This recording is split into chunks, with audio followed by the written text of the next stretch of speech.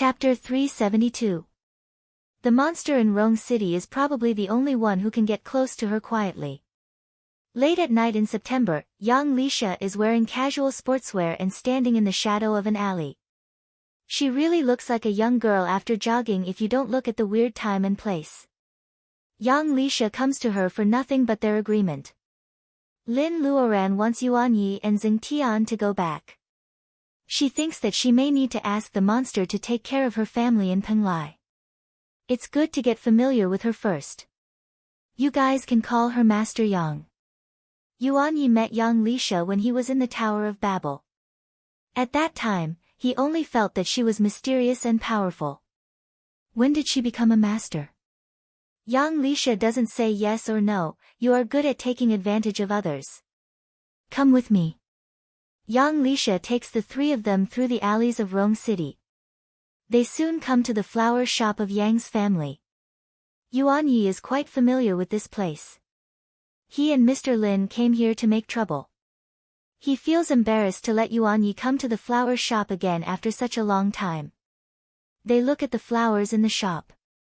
Young Lisha takes Lin Luoran to the backyard. The acacia tree bears a lot of fruit this year. Some pods have burst. Lin Luoran is not happy. Instead, she frowns. Young Lisha looks the same as her. She picks up a red acacia bean. Voidy's vitality is fading. She can't wait. Lin Luoran, when are you going to Penglai? Lin Luoran can feel the overflowing wood reiki without young Lisha pointing it out. This small yard is nourished by the reiki overflowing from the acacia tree. There are several kinds of flowers and trees blooming out of season. The vines all over the wall are even more luxuriant. Can't young Lisha lock the reiki of the acacia tree? I have sorted out the clues of Penglai. When are you going to leave?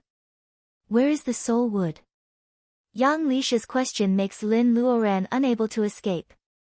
She is silent for a while. I will take you to find the soul wood in a month. Lin Luoran comes out of the flower shop of Yang's family. Yuan Yi and Xing Tian both hear their conversation. Lin Luoran has never revealed her plan to find Mount Penglai in front of her family. Now she can't hide it anymore. She tells the truth to her two apprentices. Master, are you going to look for Mount Penglai?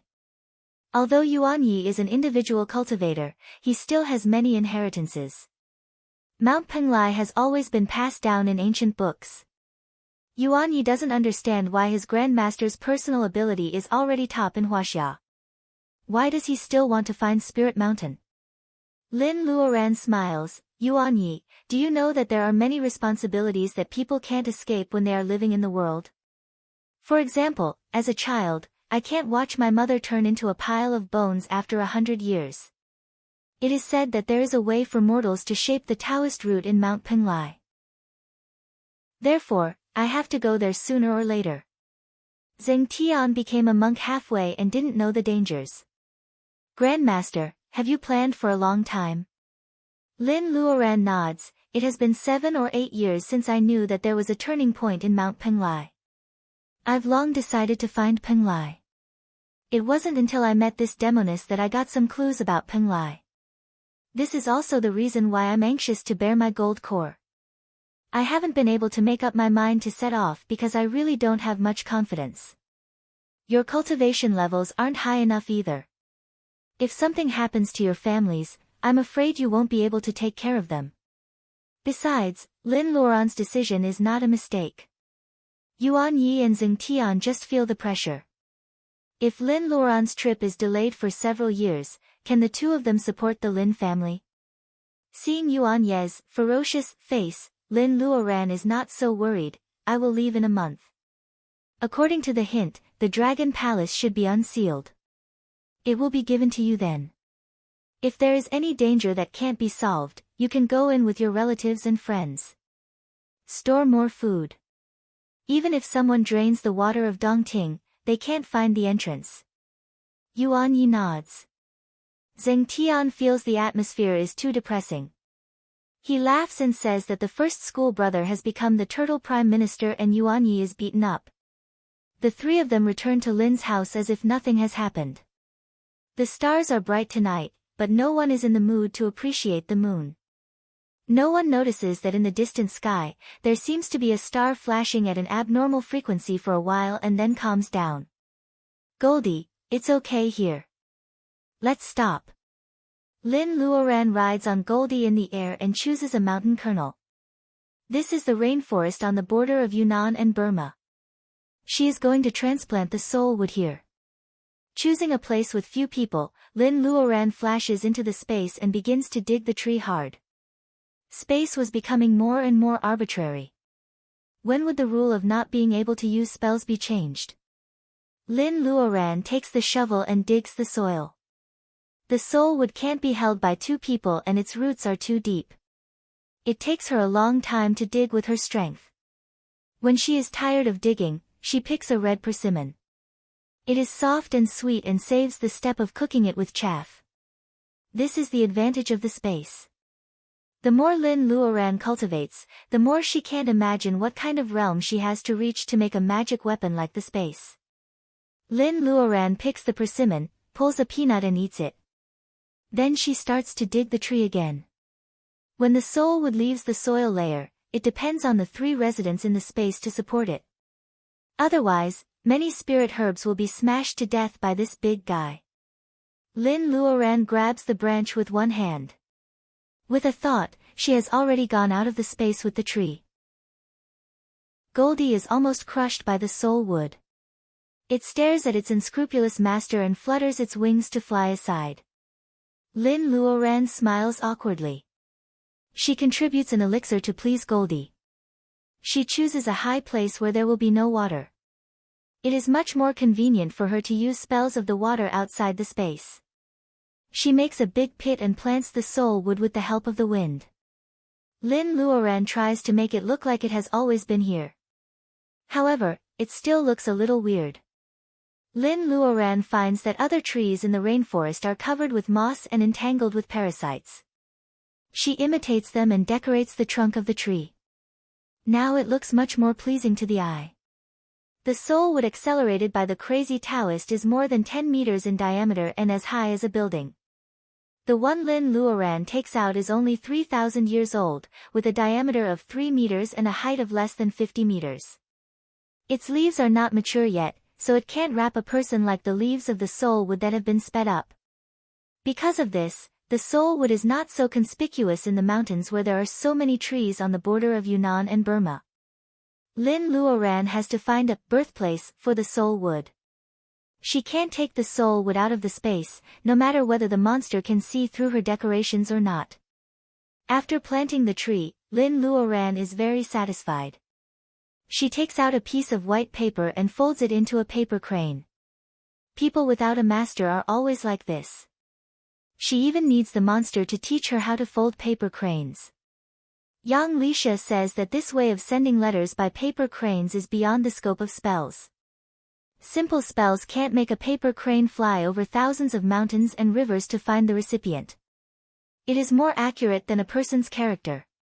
It is not like a mobile phone that has no signal or radio waves that can be intercepted. It can even shelter from the rain on rainy days. It is really a must-have for home travel. Transcendental spells are spells of nature, aren't they? However, this little spell of nature is too simple. The experience taught by the monster reminds Lin Luoran of the mind study proposed by Wang Yangming, a famous scholar in the Ming dynasty of Huaxia. This little spell of nature is very simple. Lin Luoran keeps folding paper cranes with her spiritual mind and wants them to fly. After folding at least 10,000 cranes, the cranes will fly by themselves. Lin Luoran felt it was a joke at that time. What kind of spell of nature is this? Yang Lisha laughed at her for not knowing it. This little spell of nature seems simple, but it can only be used by cultivators above the level of laying foundation. Lin Luoran may not be so talented. She only feels the subtle connection between herself and the paper cranes after folding more than 15,000 cranes. When the paper cranes fly out of her hand without spells of nature, Lin Luoran is shocked as if it was the first time she cultivated. Lin Luoran releases the little paper cranes that deliver messages and takes Goldie to walk around nearby. Lin Luoran is also very interested in the unique species of the rainforest. She chooses along the way and adds a lot of them into the space. There are unknown trees that can quench thirst with sap and wild vines full of delicious berries. Lin Luoran also transplants mosquito-catching grass into the space. She finds some semi-mature wild rice. Peeling off the husk, the rice inside is turquoise. This is a species she has never heard of before. Lin Luoran transplants it carefully. There are also plants with tubers like yams and leaves bigger than lotus leaves. Lin Luoran sees wild boars eating them. She also picks up 2 pieces and throws them into the space. When transplanting plants like yams, Lin Luoran finds black epiphyllum that was transplanted into the space a long time ago. Since she opened the Sea of Consciousness, it has never seen flowers again. It is the earliest plant in the space. Lin Luoran has been cultivating for more than 10 years. Does this black epiphyllum have been growing for thousands of years? Lin Luoran takes a closer look. Is the dot hidden in the middle of the leaves a flower bud? Lin Luoran is happy at first, but then she is disappointed. Ice grass also began to have flower buds many years ago. She has never seen it blossom until now. It feels like some big holes in the story. Readers angrily leave comments saying that they can't see the ending in their lifetime. They can only wait for their grandchildren to sweep it to Lin Luoran during the new year. If 1 day equals 1 year, Lin Luoran still feels that there are many opportunities to see ice grass and black epiphyllum blossom. She secretly cheers herself up. After walking in the rainforest, the impatient female monster Yang Lisha still hasn't arrived. Lin Luoran now feels that time is precious and she can't waste it like this. She takes out the alchemy furnace and prepares to make several more batches of elixirs. Both fostering chi bolus and gathering chi bolus are grade 1 elixirs. In the later stage, the effect is not as good as before. If the Lin family cultivates laying foundation, it will be even more like eating jelly beans. The prescription of elixirs given by White Fairy is really limited, and the effects of several grade 2 elixirs are quite weak. Lin Luoran remembers that Wood Wolf even knows the prescription of bone marrow cleansing bolus. Maybe it knows something else. She asks Goldie to hunt on its own, and she enters the space again. Last time Lin Luoran cheated the prescription of bone marrow cleansing bolus, Wood Wolf is full of resentment. Hearing that Lin Luoran comes to inquire about free information again, the hair on its face stands up. Hey, what did you want to tell me last time? Now we have a lot of time. Why don't you tell me? Lin Luoran is about to have a casual conversation, but Wood Wolf feels timid first. Like the silver fish, it hesitates for a long time.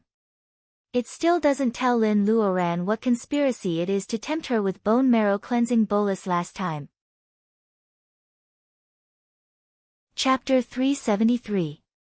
Lin Luoran finally learns 2 new prescriptions of boluses.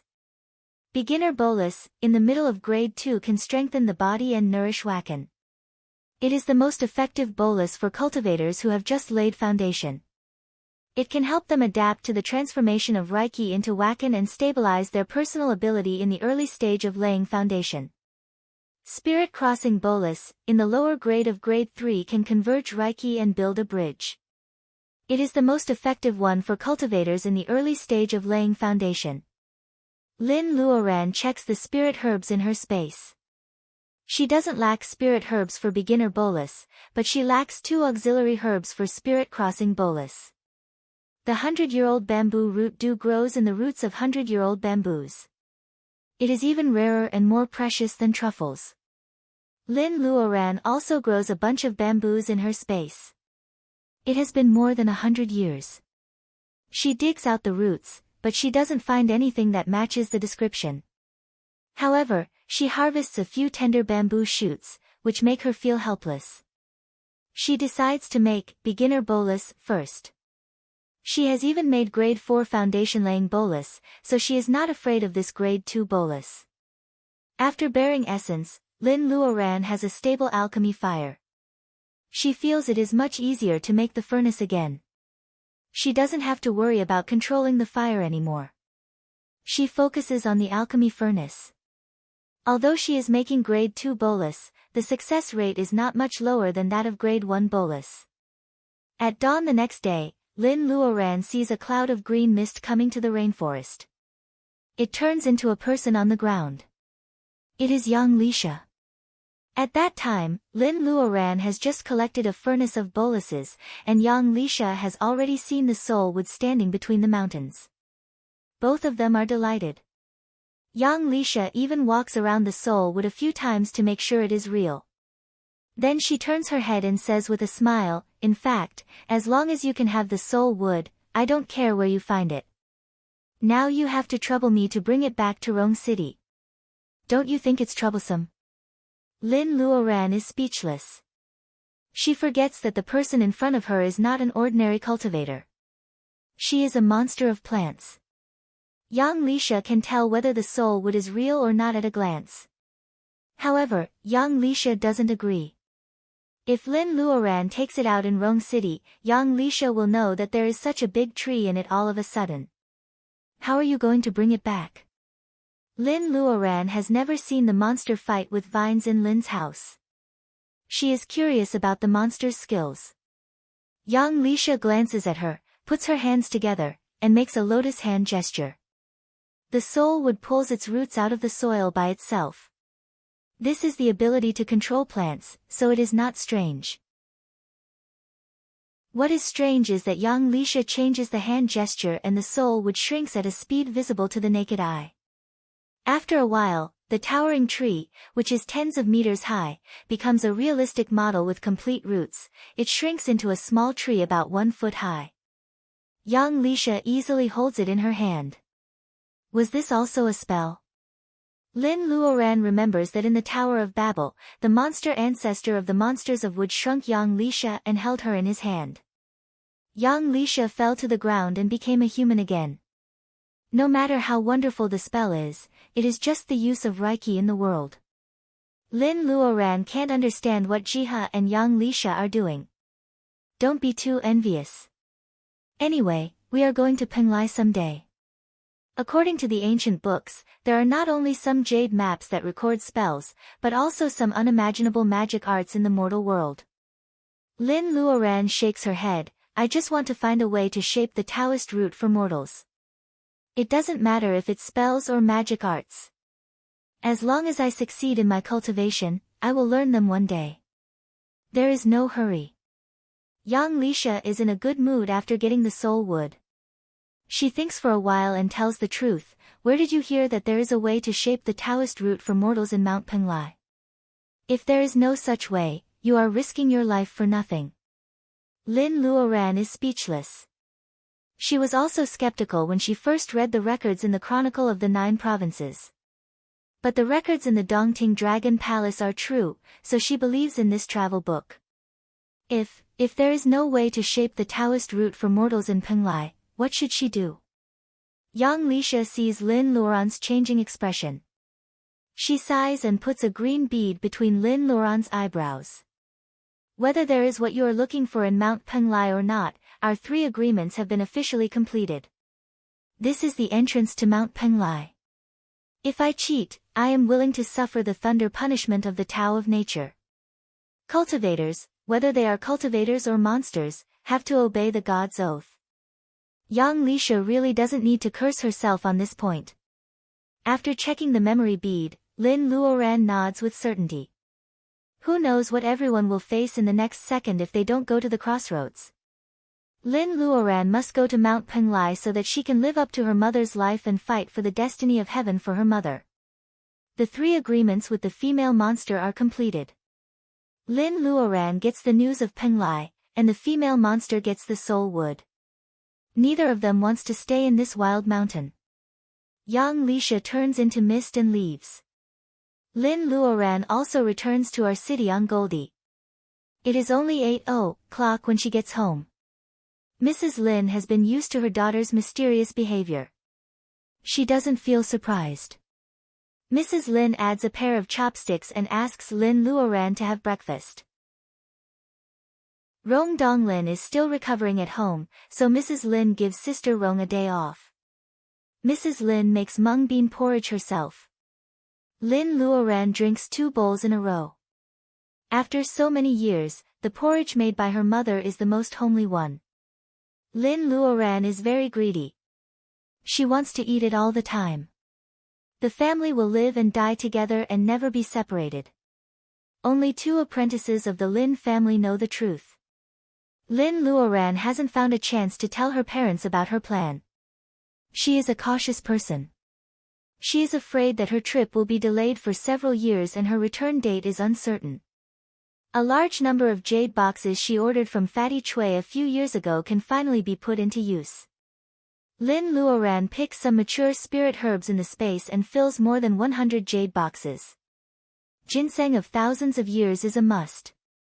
Poria cocos of hundreds of years are not qualified to be put into jade boxes. They are all spirit herbs that can prolong life.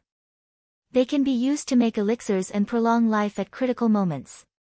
What if the jade boxes are not enough? She exchanges elixirs for a few storage bags from the special department. She simply packs the less valuable spirit herbs one by one and seals them all.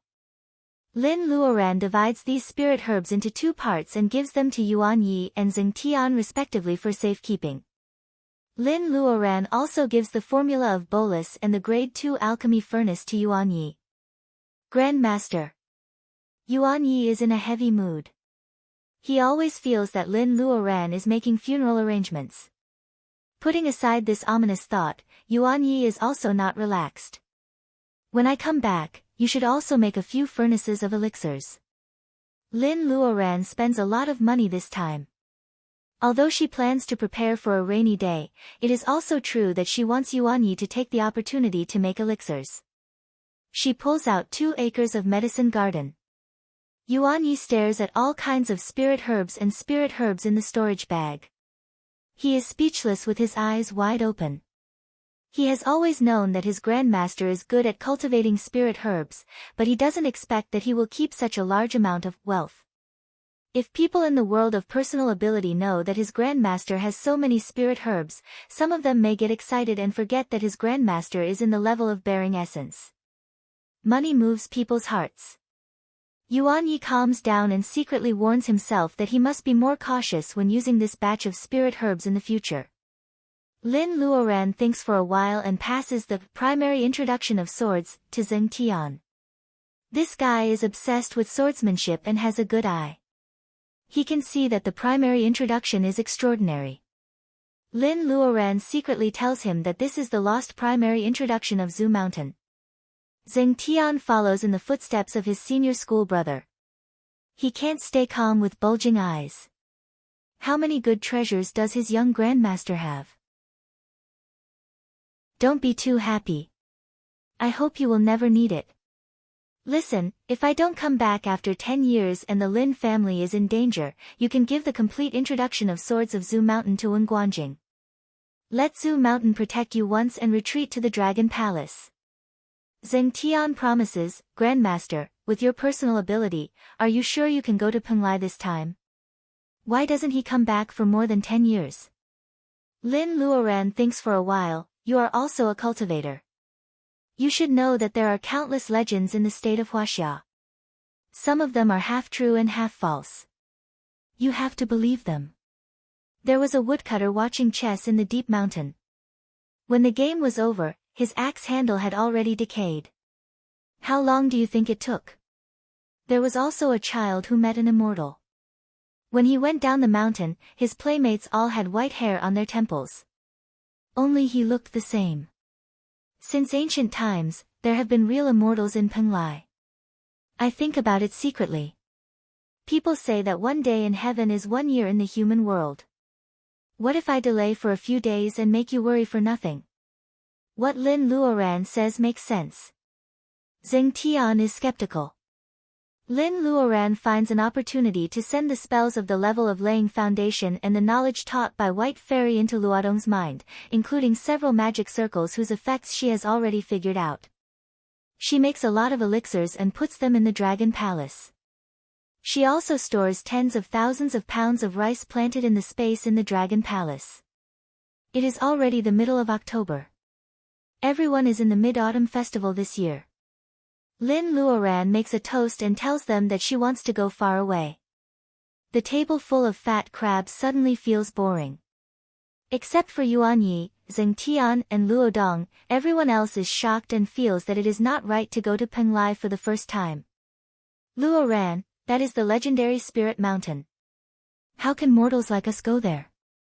Mrs. Lin still doesn't know why Lin Luoran wants to go to Penglai. Cui Wanlu is smart. She rolls her eyes and knows that everyone doesn't want her grandmaster to go. She says that she hasn't trained Shi yet. How can her grandmaster leave her alone? Lin Luoran picks her up, "You little liar. I said I would teach you a few days ago." Who pestered Luodong to teach her the formula?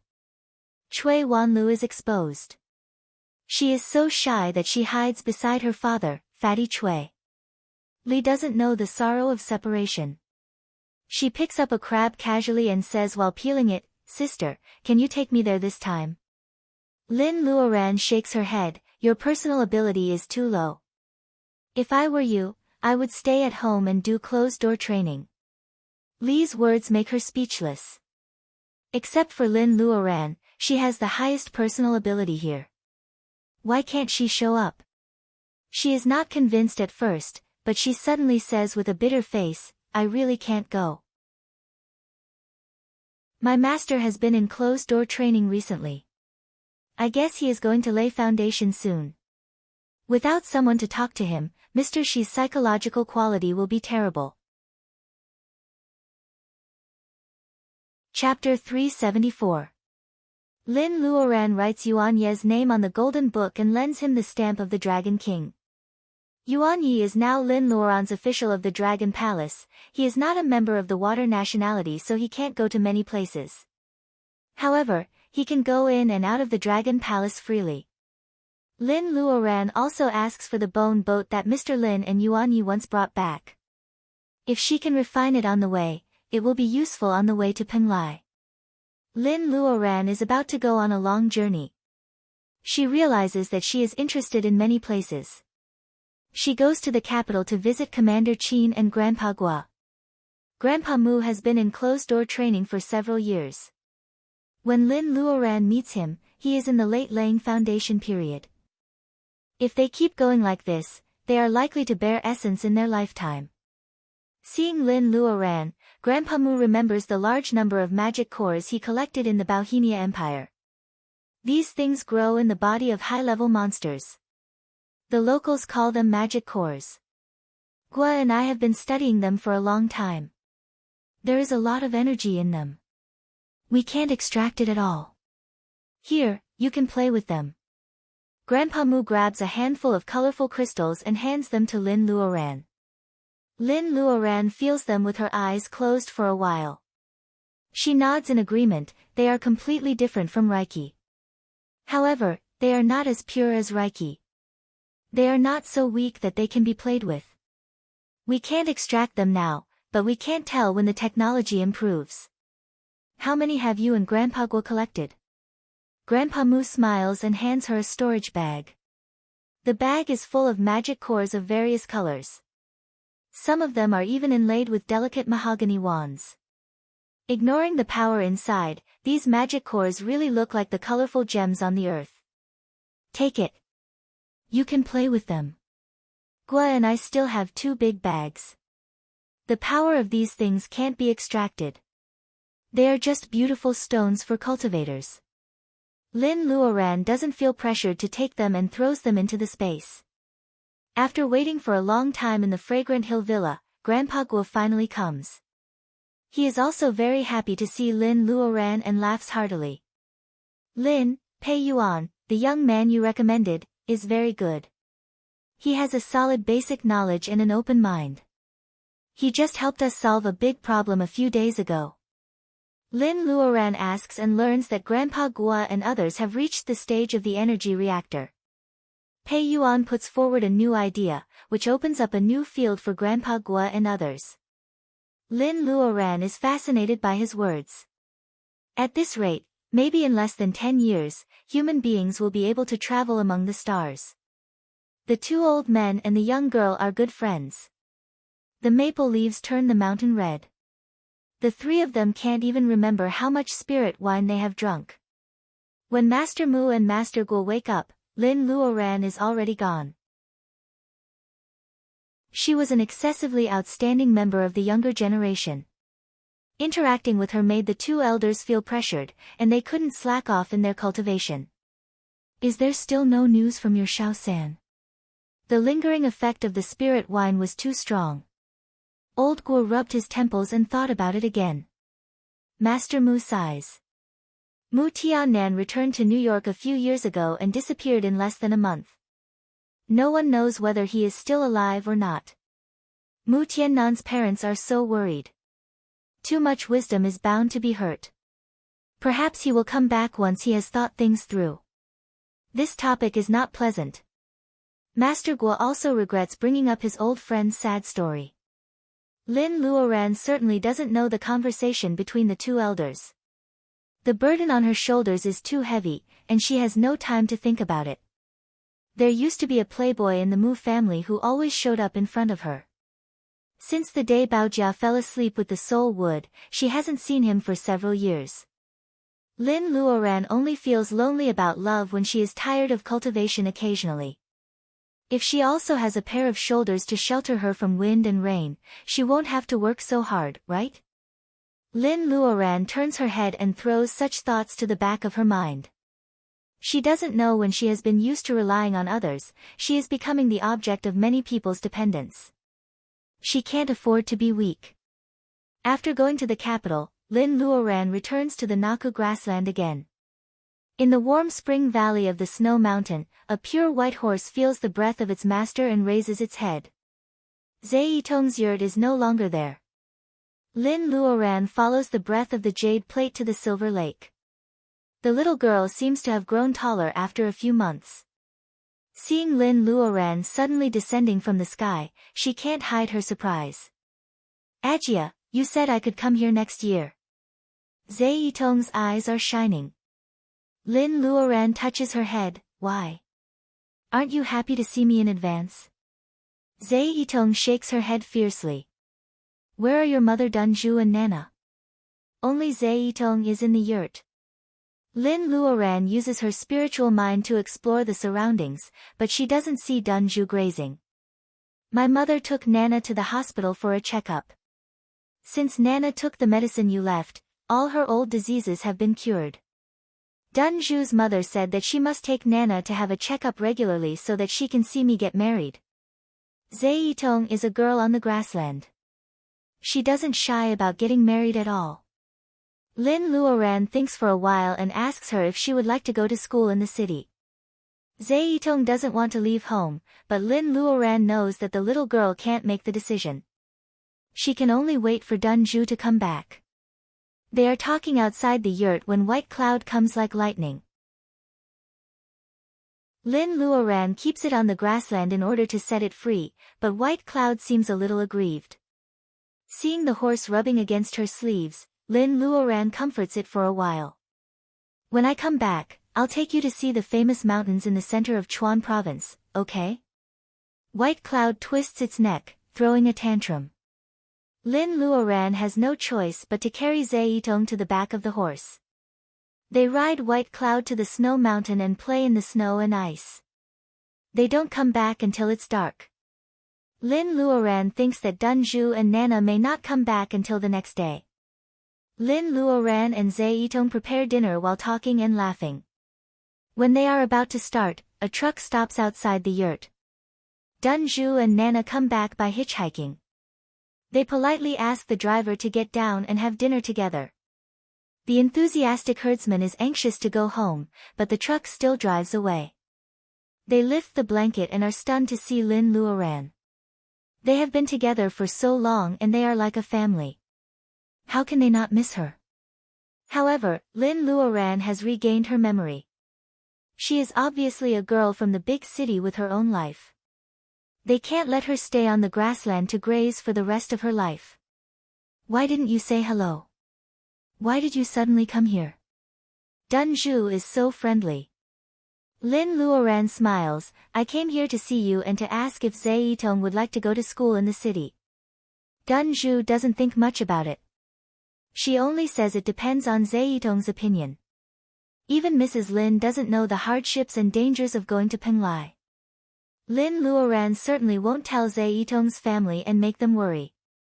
Seeing that Nana is healthy, the family must be happy to graze on the grassland, right? In this case, why should she stick to Zhe Yitong's future? It's not necessary to go to college and read a lot of books to be happy. Sometimes happiness is peace and contentment with the current life, right? She takes it for granted. Lin Luoran thinks it through and doesn't mention this topic anymore.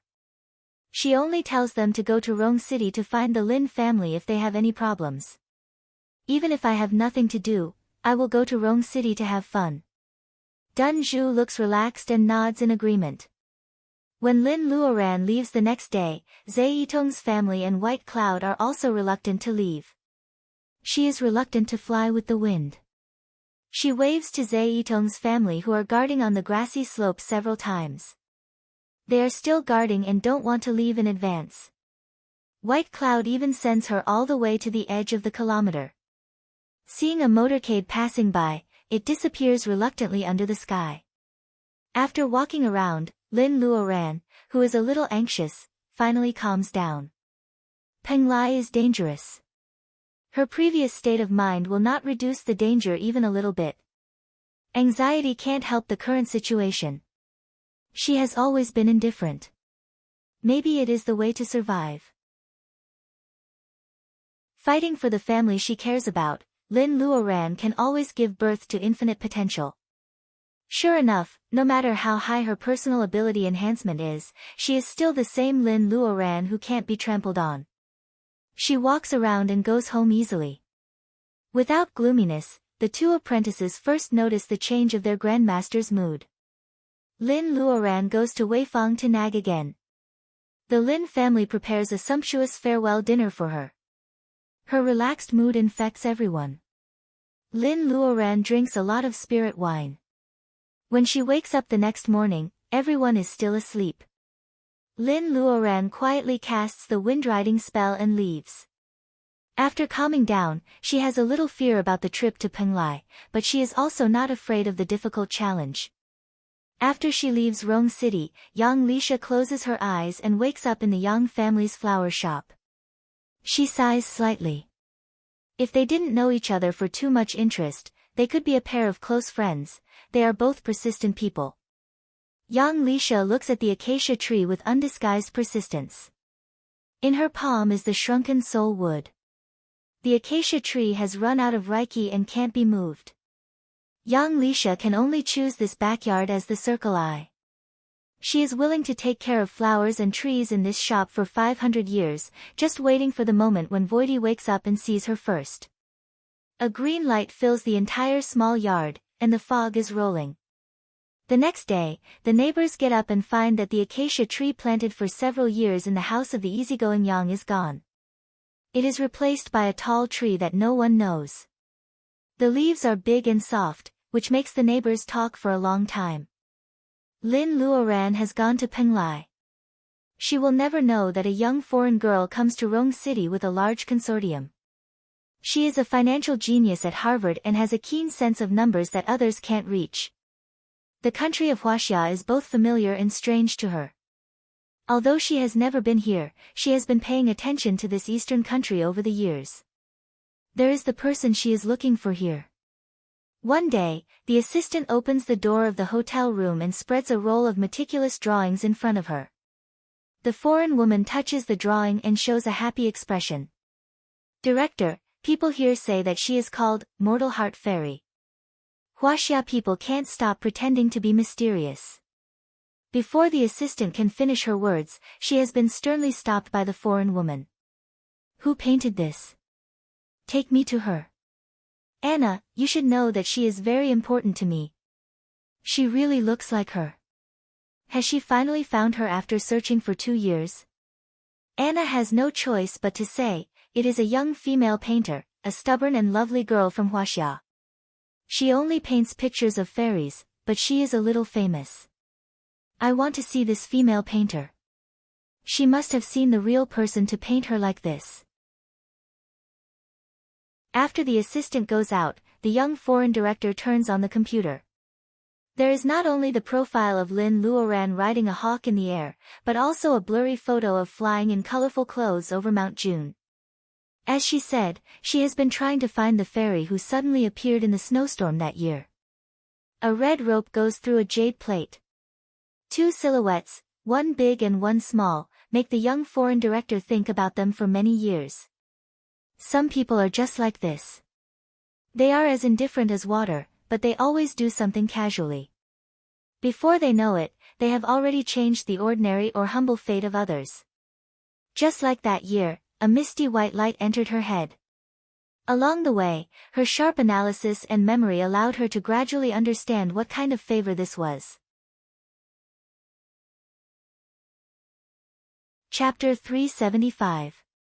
Since ancient times, mirages have always appeared near Penglai on the Jiaodong Peninsula. Someone said that there were 3 immortal mountains overseas named Penglai, Fangzhang, and Ningzhou. The earliest record in the history of Huaxia was probably the records of the Grand Historian, which described that there were 3 spirit mountains overseas, and the palaces were all made of gold and jade. Of course, this was a fallacy of mortals. Not to mention the value of gold in the eyes of immortals, probably no real immortal had the same taste as the dragon clan, who would wrap the entire palace in such a vulgar thing as gold. The world of cultivation was filled with countless treasures. How could the spirit mountain, which was said to have real immortals, only be made of gold and jade? Lin Luoran comes all the way to Bohai Sea. She rents a sea view house in Yantai, where she can overlook the bay and observe the sky. She lives next to Bohai Bay. She had a small space with her, so she didn't have to worry about daily necessities. She lived in seclusion and spent most of her time refining the skeleton ship and observing the celestial phenomena. Lin Luoran doesn't know how many difficulties Mr. Lin and the others have gone through to catch this sea monster. Lin Luoran calcines it for a long time. The skeleton is more translucent than before, and there are not many impurities removed.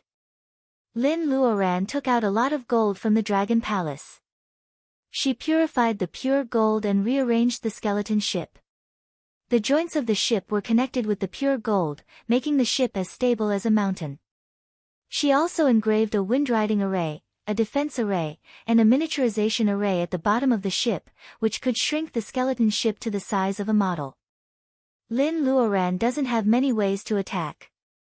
After thinking for a while, she takes 2 diamonds of fire, which are born with the strange fire as the core of the magic circle. In this way, the bone boat can attack with the power of fire. She also took advantage of the quiet night to test the boat. That night, the tide was turbulent, and the small skeleton boat rose and fell with the waves. No matter how high the waves rose, it was still as stable as a rock. The boat sailed against the current, and because of the windriding array, although it did not make the boat fly, it was very fast on the sea. Lin Luoran is very satisfied with the effect of the skeleton ship. Now she is waiting for the opportunity to enter Penglai. Penglai is indeed in the Bohai Sea. The description of the mirage is not necessarily false. However, mortals do not know that the opportunity to enter the real Spirit Mountain Sea area is only a quarter of an hour a year. Therefore, Lin Luoran needs to observe the sky at night and she needs a fast boat. In a quarter of an hour, she has to cross the Strait of the Sea of Sin to enter the real sea area where Spirit Mountain is located in the different space. Perhaps in the eyes of the immortals, the sins of mortals were too heavy and unworthy of stepping into the celestial land. Only by washing away their sins could they have the opportunity to see the immortals. The information Yang Lisha gives is recorded in the ancient books of the Monsters of Wood before the monster ancestor of the Monsters of Wood went to Penglai to learn powerful arts of nature. How did the ancestor of the Monsters of Wood cross the Sea of Sin? In the blink of an eye, it was winter, and the weather in Yantai was getting colder.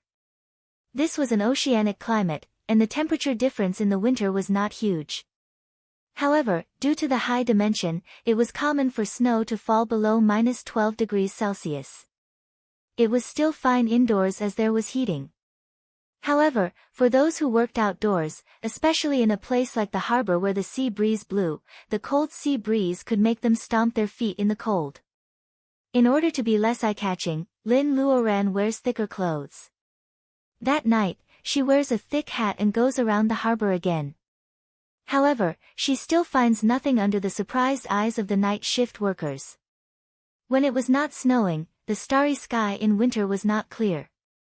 It was not easy for Lin Luoran to find the special celestial phenomenon that only appeared once a year even if she had the most powerful telescope. Lin Luoran wanted to go home several times because of the fruitless wait. However, she held back. It was not easy to summon up the courage. She was afraid that she would not leave until she missed her family. Therefore, she lived in Yantai for a few months. The Lin family only thought that she had gone to Penglai. In fact, they had not even found the entrance. Lin Luoran also asked the three kings in the space. For Fire Phoenix, it was the most powerful in the world. It had never heard of Mount Penglai. Wood Wolf had heard of it, but at that time, there were no immortals in the world. The so-called Spirit Mountain also existed in the ancient books. As for the silver fish, its memory was sometimes good and sometimes bad. Lin Luoran did not expect it to know anything. She was so bored that she arranged the order of the three monsters according to their different reactions. Fire Phoenix called her Chi Trainer. This name was very old. Obviously, Fire Phoenix had lived for a longer time. The fake Saintess also called her Chi Trainer. If the fake Saintess came to the earth from the time of the 3 sovereigns and 5 emperors and followed the ancient name, then Fire Phoenix might have lived before the time of the 3 sovereigns and 5 emperors. It was hard to say how old the silver fish was. However, it did not call her Chi Trainer. It had also heard of Wood Wolf's father, which was before Wood Wolf. In the era when the Little Wolf King lived, only Penglai was mentioned in the ancient books. There were no signs of immortals in the world. Even the youngest of the 3 monsters was still unimaginably old compared with Lin Luoran. While she was waiting, it was the new year of 2019. The streets of Yantai were full of lively people. On New Year's Eve, Lin Luoran cooked a large pot of dumplings and ate them up. At night, she could not sleep because she missed her family. She tossed and turned. The sea breeze blew on the balcony and the curtains fluttered. Lin Luoran lay on the chaise lounge and looked at the sky. The North Star in the night sky suddenly flashed 9 times without any warning. Lin Luoran thought she was dazzled. She turned over and sat up. The North Star cast a misty and easily ignored white light on a certain sea area. It flashed 9 times again. The opportunity came so suddenly that Lin Luoran didn't even have time to clean up. She made a gesture with the wind and chased after it in the air. In winter, there was no fishing in Yantai. The sea was quiet. Only occasional cargo ships saw the signal light of the lighthouse. When they looked carefully, the North Star was no longer unusual. It was indeed a signal light. However, it was just a star as a lamp to point out the immortal path for mortals. People who could see it didn't know the truth. The North Star kept its appointment every year, but there was no immortal fate. In the blink of an eye, Lin Luoran had appeared in the water 50 nautical miles away from the shore. 9 was the most honorable number. The North Star sent out a signal at this time. It flashed 9 times each time. There would be 9 times in total. The place was different every time. It gradually went to the deep sea. When these routes are connected, the Sea of Sin will appear when the last signal light goes out. Lin Luoran chased after the light curtain and flew over the sea. The signal flashed very fast. If this was a chance to point the way to Spirit Mountain for mortals, those ordinary people definitely couldn't catch up with this speed. No wonder Emperor Qin and Emperor Hanwu sent people to search for Spirit Mountain with all their strength, but they didn't find anything. Even if they knew it, without the help of cultivators, they couldn't even catch the tail of the signal flashing with ancient navigation technology. Lin Luoran still had the leisure to think about these things while chasing the light. She had to admit that her state of mind was very calm. Because next, she was going to face the Sea of Sin. As the name suggests, it was a place to wash sins. If she didn't calm down, the bone boat she drove would be capsized in an instant. From then on, the Sea of Sin would float and sink. She would become a fierce wind of resentful spirits in the straight day and night. She would never be reincarnated. This was the reason why she divided her family property to her 2 apprentices and her brother Lin Luodong after getting the exact news of Peng Lai. She was really afraid that she would never see them again. The North Star cast the last flashing signal light. Lin Luoran saw that the sea suddenly turned black where the light spot disappeared. It seemed that countless resentful spirits were about to rush out from the gaps of the waves. The bone boat fell into the water and enlarged.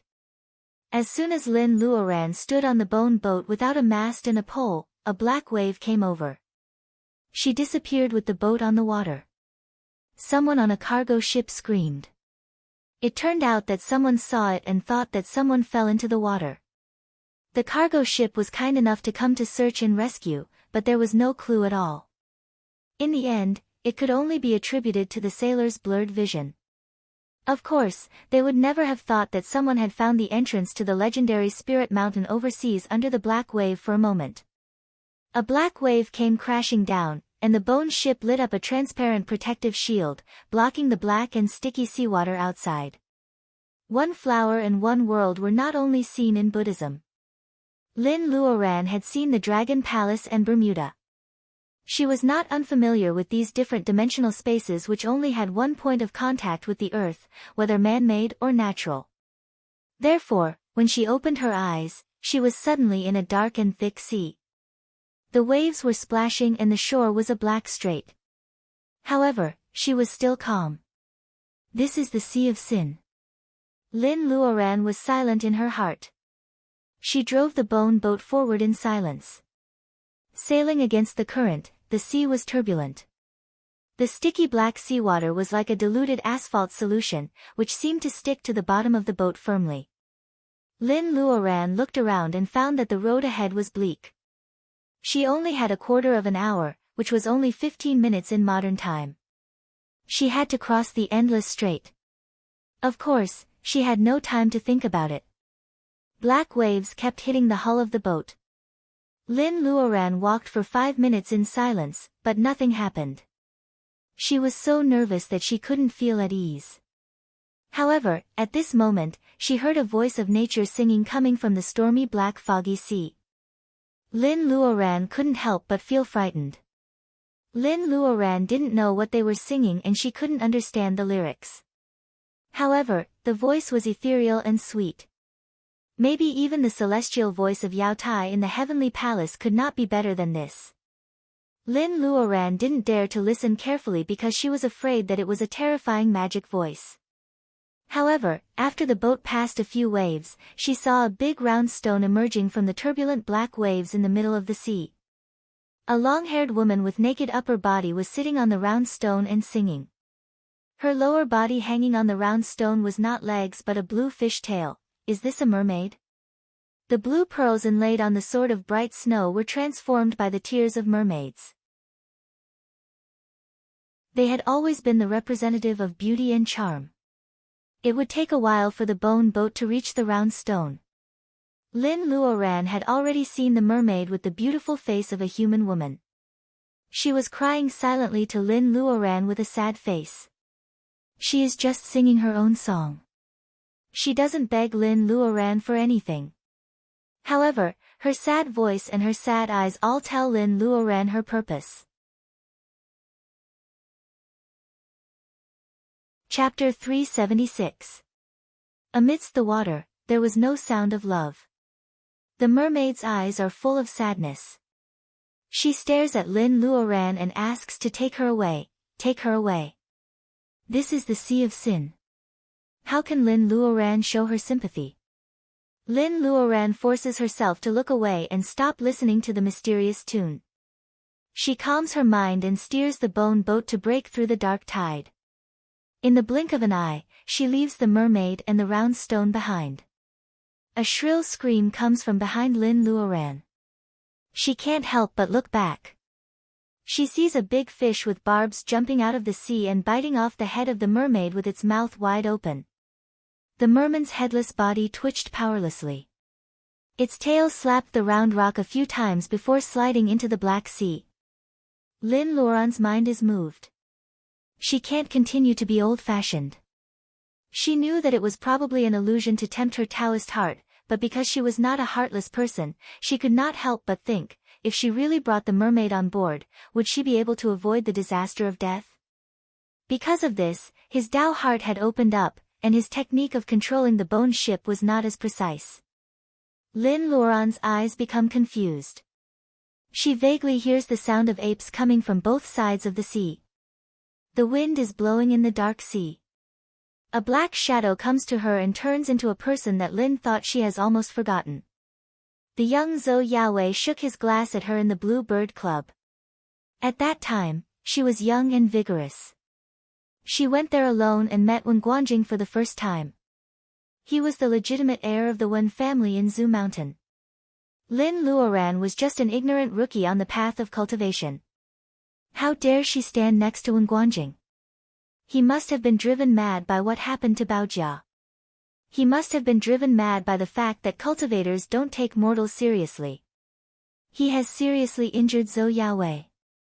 Lin Luoran comes out from the blood pool in the underground palace. The Lin family has been forced into a corner by Zhou Yao. He humiliates Baojia and injures Mr. Lin. Lin Luoran kills him without hesitation. I didn't do anything wrong. Your inner demon can't trap me. Lin Luoran comes back to herself from the past. Her eyes are firm.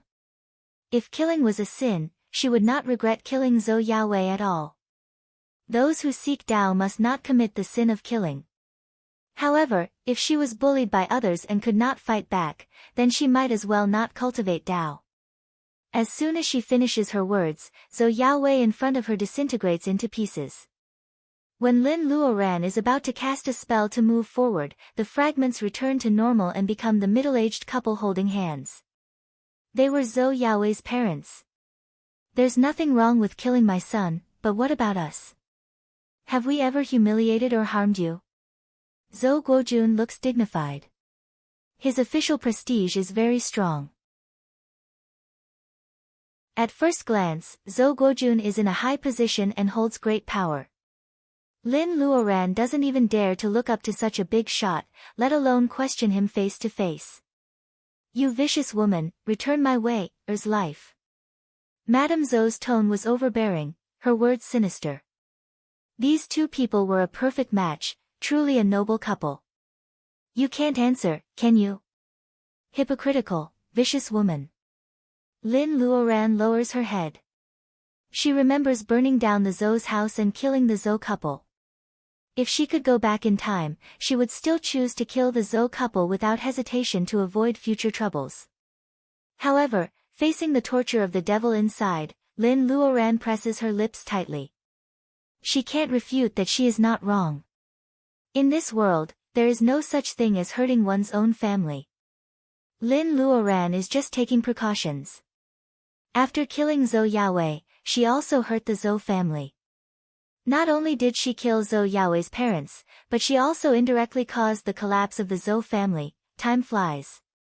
This is the only flaw in her Taoist heart since she started cultivation. Lin Luoran can't refute. The two figures are approaching her step by step. Lin Luoran clenches her fists. The bone boat stops at this crucial moment. Outside the misty protective shield, the Zhou couple is arrogant. Lin Luoran presses her lips tightly without saying a word. She hasn't crossed half of the long strait, but time waits for no one. A quarter of an hour. She only has a quarter of an hour to cross the Sea of Sin. Otherwise, she will stay here forever like the mermaid and never be reincarnated. Lin Luoran's eyes are cold. She thinks of her determination to have a family reunion and cultivate together since she started cultivation. Lin Luoran unconsciously loosens her clenched fists. Since she has become a sin, why should she be afraid that this sin will torture her conscience? What is sin and what is right? So what if it is the sea of sin? Can the real immortals in Mount Penglai prove the supreme Tao of immortality without staining their hands? On a lonely boat that is about to be overturned by the strong wind and big waves, there are two arrogant figures in front of the boat. Behind the boat, there are huge waves. Lin Luoran's skirt is blown around by the fierce wind. The woman who is about to be overturned by the huge waves has a disdainful look on her face. She questions the so-called sea of sin for the first time. Lin Luoran ignores the shocked expressions of the two wandering souls in front of her and sneers, "Even if it is true, you can just take revenge on me openly. You are just a bunch of rascals who take advantage of the sea of sin to disturb my mind. I don't buy it. I don't buy it. Although I can't refute it loudly, I have no regrets. I don't buy it. The world has always been ruled by the powerful. Do I have to let others bully me, humiliate me, laugh at me, despise me, hate me, and lie to me? As a nobody, I can only tolerate him, let him, avoid him, endure him, respect him, and ignore him. After a few more years, I will see if God will accept him or not." The Zhou couple did not directly hurt the Lin family. However, without their connivance and acquiescence, how could Zhou Yawei end up like this? The two phantoms take off their disguise. They look ferocious. Lin Luoran doesn't retreat this time. She takes a step forward and stands in front of the boat. "I don't care if you feel guilty or at ease. When you become successful in personal ability enhancement, there will be heaven's doom to judge you. You ghosts, just disappear."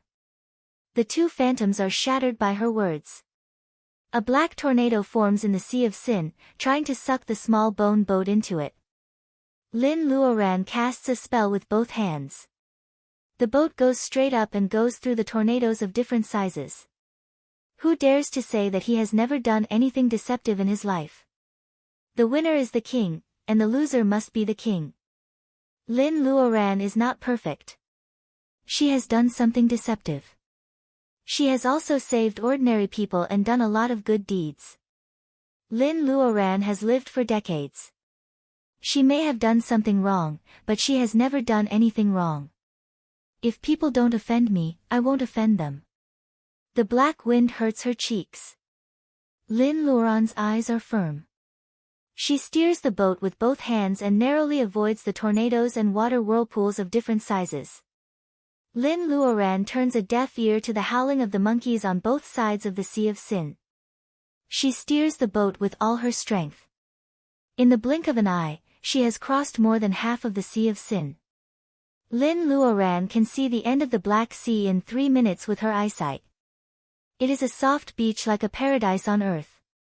That gentle light made her eyes soften involuntarily. She has 2 minutes to avoid the last big whirlpool. The attraction of the Black Sea makes her unable to relax. When she is about to abandon the boat and go ashore, a wall of water suddenly appears in front of Lin Luoran. The pretty and sorrowful figure stood there, delicate and weak, on the verge of tears. "It's too cold here. Can you stay with me?" The beautiful blue tail, sad expression, big and innocent eyes, and the natural ability to navigate the water, it is the mermaid whose head Lin Luoran thought was bitten off. Was everything that had happened just a hallucination? Chapter 377. How many things in the world are just illusions created by our imagination? In this Black Sea of sin, the road ahead is a soft beach which represents the hope of survival. However, the beautiful mermaid whose head should have been bitten off is standing in front of the boat. At this moment, Lin Luoran can't tell what is illusion and what is reality. Is it really the ghosts of the 3 members of the Zhou family that she has seen before? Or is it all just a conspiracy of the mermaid in front of her? The water wall blocks the way ahead. There are only 3 minutes left. Does she want to stay with her? Lin Luoran sneers. They both know that mortals who don't cross the sea of sin within a quarter of an hour and try to board Penglai will stay in this sea of sin forever and can't enter reincarnation. Isn't this the time when the real plan is revealed? Lin Luoran has an idea and summons the bright sword. The blue pearl formed by the tears of the mermaid is particularly dazzling at this moment. Lin Luoran has never thought that one day she will fight the legendary mermaid. This is the favorite of the water nationality. It is born with the powerful ability to manipulate water Reiki. Even its tears to the moon can become a material for cultivators to refine magic weapons of the water nationality. What about the mermaid itself? Lin Luoran clenches the hilt of the sword. She tiptoes on the bone boat and her whole body has been floating in the air. Without the protection of the bone boat, Lin Luoran can hardly keep her figure in the air because of the fierce wind in the Sea of Sin. She flies with the sword in her hand. The flying sword flies out of her hand and slashes at the mermaid in the air. The mermaid laughs at Lin Luoran. The water curtain approaches little by little, like a four-sided cage closing, trying to trap Lin Luoran in it. Lin Luoran's smile is even more dazzling when she sees the indifference of the mermaid. The resentful black seawater splashes up and wets Lin Luoran's clothes. The mermaid smiles complacently. The flying sword is not only of the water nationality but also based on the blue pearl of mermaid tears. How can such a magic weapon hurt her? As for the Sea of Sin, it is the most poisonous thing in the world. It can corrode bones and flesh and destroy magic weapons. It contains the power of ghosts and is extremely insidious. This human female cultivator is too careless. The mermaid turns into a blue smoke and avoids Lin Luoran's sword light. The bright sword slashes at the void, stirring up several black waves. The sword light makes a sizzling sound. It is indeed a poisonous water that can destroy magic treasures. When the mermaid reappears, she is behind Lin Luoran. Seeing that Lin Luoran covers her face and squats down, she knows that Lin Luoran's face must have been eroded by the water of the Black Sea. She gently pushes Lin Luoran's back. Lin Luoran has fallen into the Sea of Sin and is swept away by the black waves. The mermaid's blue fishtail sweeps in the water and she can't hide her joy.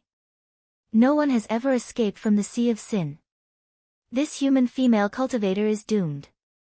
She grabbed the bright sword that had lost its master's command in the air. The bright sword is still beating, resisting the touch of the mermaid. The mermaid touches the blue pearl on the hilt of the sword and whispers a few words. The bright sword is beating in her hand. The mermaid sneers, "Even if your master is still alive, a quarter of an hour will pass in the blink of an eye. She will stay in the Sea of Sin forever and will never be reincarnated." As if to confirm what the mermaid said, a black wave comes and the floating skeleton boat is also capsized. The black tide quickly drowns it. This boat finally sinks to the bottom of the Sea of Sin like its master. The trembling of the bright sword has gradually calmed down. The mermaid's smile is deep in her eyes. Compared with her sadness a moment ago, her smile is gorgeous. It is more in line with the legendary mermaid who lives in the blue sea. Having lived in the Sea of Sin for so long, the mermaid has a deep understanding of a quarter of an hour in the Sea of Sin. Not more or less than a quarter of an hour. It must be exactly the same as a quarter of an hour. Intruders who don't rush out of the Sea of Sin will be entangled with the dark sea endlessly like skeletons at the bottom of the water. She has lived such a life for thousands of years. Today is probably the end. The mermaid raises her head. Outside the black wind in the Sea of Sin, there is a bright moon. When that moment comes, will the bright moonlight break through the darkness of the Sea of Sin and lead her to a wholly new life? As long as she thinks that she can get out of this damn place, the mermaid is excited. She raises her head and closes her eyes. Tears flow down slowly. 3 seconds, 2 seconds, the hourglass of time is leaking quietly. The tears of the mermaid have not yet turned into precious blue pearls. On the soft beach not far from the sea, a hand with a moon-white pearl tied to it stretches out. Almost at the last second, Lin Luoran, who should have been swallowed by the sea of sin and a human cultivator who is bound to die in the eyes of the mermaid, suddenly jumps out of the water. She collapses on the beach, gasping heavily. The mermaid turns her head in surprise. The teardrop is still hanging on the corner of her eye. The bright sword in her hand has left her hand when she is not paying attention and returns to the arms of its master. Seeing the traces of corrosion on the bright sword caused by the water of the Sea of Sin, Lin Luoran can't help showing a distressed look. If the bright sword with mermaid's tears hadn't helped her distract the attention of the mermaid temporarily, Lin Luoran's plan of sneaking into the Sea of Sin might not have worked. Thinking that she might have stayed in the dark sea forever in less than 2 seconds, Lin Luoran feels cold all over even though she is safe now. How is it possible? How can you not die? I don't believe it. I don't believe it. The tears of joy fall from the mermaid's eyes. They turn into a blue pearl and roll into the dark sea and disappear. Because she seems to be crazy, the Sea of Sin is even more stormy than when Lin Luoran sailed. The black turbulent whirlpool and the tornadoes make the rocks on both sides creak. The mermaid has obviously lost her mind because of Lin Luoran's escape. Lin Luoran doesn't bother to talk to her. She dries her clothes and stands up on the beach. She is ready to go deep into the dunes. Don't go. Talk to me. Talk to me, okay? The mermaid's bitter plea comes from behind. Lin Luoran turns a deaf ear to it. She holds her skirt and disappears on the soft beach step by step. If it weren't for the series of footprints, the mermaid would even doubt whether a human female cultivator has ever passed the Sea of Sin safely after so many years. How is it possible? The water of the Sea of Sin can corrode everything and stain magic weapons. She is just a human female cultivator of the bearing essence period. Does she already have a body comparable to a magic weapon? She doesn't believe it. She doesn't believe it. What she doesn't believe is that she actually failed. Peng Lai is ethereal. Maybe no one will come again after another 1,000 years. The mermaid laughs desperately. No one can understand the pain of begging for death. She doesn't want to live anymore. She just wants someone to kill her. Please, kill me. I'll give you many treasures on the bottom of the sea, okay? Kill me. Her bloody plea can make people cry. She is sent far away by the evil wind swirling around the beach. In fact, this is just the mermaid talking to herself. She never expects the female cultivator she tried to kill before to respond to her. Just like before, she was hopeful at the beginning and then desperate. In the end, she almost doesn't expect to leave this damn place one day. The mysterious round stone shows up. The mermaid covers her face and cries bitterly. The ugly big fish comforts her with its back. It doesn't know what to do. No one knows who first spread the rumor that as long as a scapegoat is found, the soul bound by the Sea of Sin can be replaced. The mermaid comes later than these souls. How can she believe it? Why doesn't this stubborn little mermaid believe in fate? Being trapped in the Sea of Sin is the final destination of these sinful existences. I've thought about it for a long time. There must be a reason why a person does something.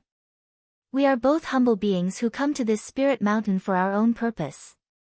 Just because you can't cross the Sea of Sin, you won't let me go? The mermaid looks up incredulously. The human female cultivator who should have never returned is standing on the beach and staring at them. She seems to be thinking about a serious problem. Although she can't figure out why the human female cultivator comes back, the mermaid still feels that her eyes are sore again. She stares at the female cultivator blankly. Lin Luoran seems to have made a big decision. I mean, if it is possible for you to get out of the Sea of Sin, you just need to pay your faith. Do you think it's a good deal? The female cultivator in cyan dress frowns. Maybe she is not satisfied with this condition or she hates the mermaid's original intention of killing her. In short, she is obviously reluctant to talk. However, the mermaid and even the howling apes on both sides of the Sea of Sin stop abruptly. The Sea of Sin is quiet. Everyone is tempted by the possibility in Lin Luoran's words. Chapter 378. Lin Luoran won't admit that it's her good-natured nature that makes her want to take care of the Sea of Sin. Well, it must be because Fire Phoenix said that purifying the resentful spirits in this sea is of great significance to the condensation of her godhead, so she came back. Offer my faith.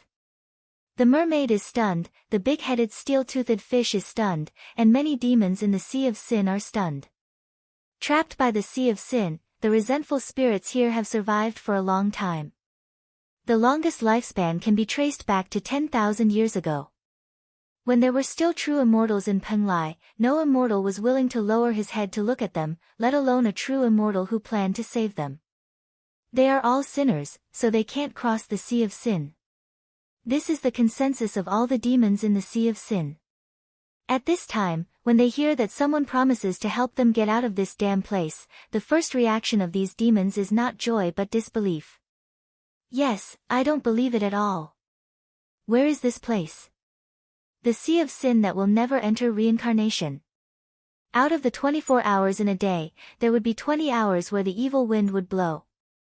The evil wind would cause these souls, which had been painstakingly condensed, to scatter at the slightest discomfort. When they condensed again, the process would repeat itself.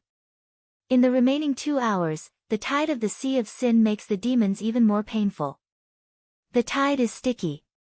Tornadoes and water whirlpools can tear these demons into pieces. Once they die, they will slowly regain their consciousness forever. When they remember the past, they will experience the pain again.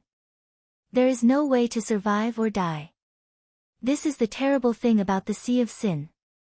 But now, a green-robed female cultivator said that she wanted to help them. The mermaid is stunned. She suppresses a trace of ridicule in her heart and asks curiously, compared with the belief you said, I'm more curious about how you got up from the Sea of Sin. The Black Sea of Sin is corrosive. Lin Luoran smiles faintly. Anyone who has stayed in a place like the Blood Pool for 3 years will not be afraid of such strong seawater. However, she wanted to do a good deed, but these vengeful spirits didn't believe her, so there was nothing she could do. Lin Luoran doesn't insist. Thinking of the wonderful world she saw on the beach, she decides to explore it first. Seeing that Lin Luoran leaves without hesitation, the mermaid is stunned again. Lin Luoran doesn't play by the rules. Logically speaking, if she wants something, she should continue to persuade him. Why does she give up? Seeing that Lin Luoran is really gone, demons come out from the bottom of the Sea of Sin. They gather around the mermaid, whispering and expressing their opinions. Is this true or false? They keep talking, and the evil wind blows on the surface of the Sea of Sin again. The demons hide back to the bottom of the sea with unresolved questions. The mermaid watches Lin Luoran's back disappearing into the dense forest on the beach. The wind is coming. She grits her teeth and jumps into the sea. This green-robed female cultivator was most likely using them for fun. How hateful. Hiding under the thick black seawater, the mermaid is indignant. She will not admit that this is the anger of having a glimmer of hope extinguished. Lin Luoran doesn't have time to pay attention to the worries of these resentful spirits. Whether or not they can be saved is not something that can be solved in a day or two. She is not in a hurry. At this moment, she was still shocked by what she saw. After the Sea of Sin, there is an isolated island. It is recorded in the information given by Yang Lisha. Maybe the senior practitioner who wrote the ancient book of Monsters of Wood thinks this place is not a strange place. However, Lin Luoran is still surprised when she passes by several ferns that are taller than her. Under the Kalahari Desert, she has seen mutated plants and animals that are completely different from those on the earth. However, most of them have mutated, so they are not as shocking as the scene in front of her. Lin Luoran has never been familiar with ferns since she was a child. In spring, the tips of ferns are only half a foot long. They have just emerged and their leaves haven't come out yet. They are the most delicious food in the countryside when they are fried with bacon. Such tall ferns may have buds that are more than half a foot long. Lin Luoran thinks for a while and digs a few of them to put in the space. Since the space became larger, she has become a plant collector. She wants to get all kinds of plants to fill the space. Lin Luoran also finds coconut-like plants on the edge of the beach. There are many ripe fruits on the ground. They are brown and round, but they are 3 times larger than the coconuts planted in the space. Lin Luoran covers her fingertips with a layer of gold wachan. With a gentle stroke, cracks appear on the surface of the round thing. She breaks it open and finds the milky white flesh with some light fragrant juice. It is indeed the coconut in her memory. Like the ferns, they are a little too big. Lin Luoran quietly transfers 2 coconut trees to the space. The species in this place are different from those in the outside world. Lin Luoran has seen the lost continent full of Reiki in the secret land of Bermuda. The plants here are full of Reiki at most, but they have never mutated like this. Lin Luoran is not sure about the abnormality of this place, so she continues to walk forward. What she sees along the way confirms her vague suspicion. A multicolored golden pheasant walked through the ferns all over the ground, its long tail dragging on the ground was at least 2 meters long, and its comb was raised high.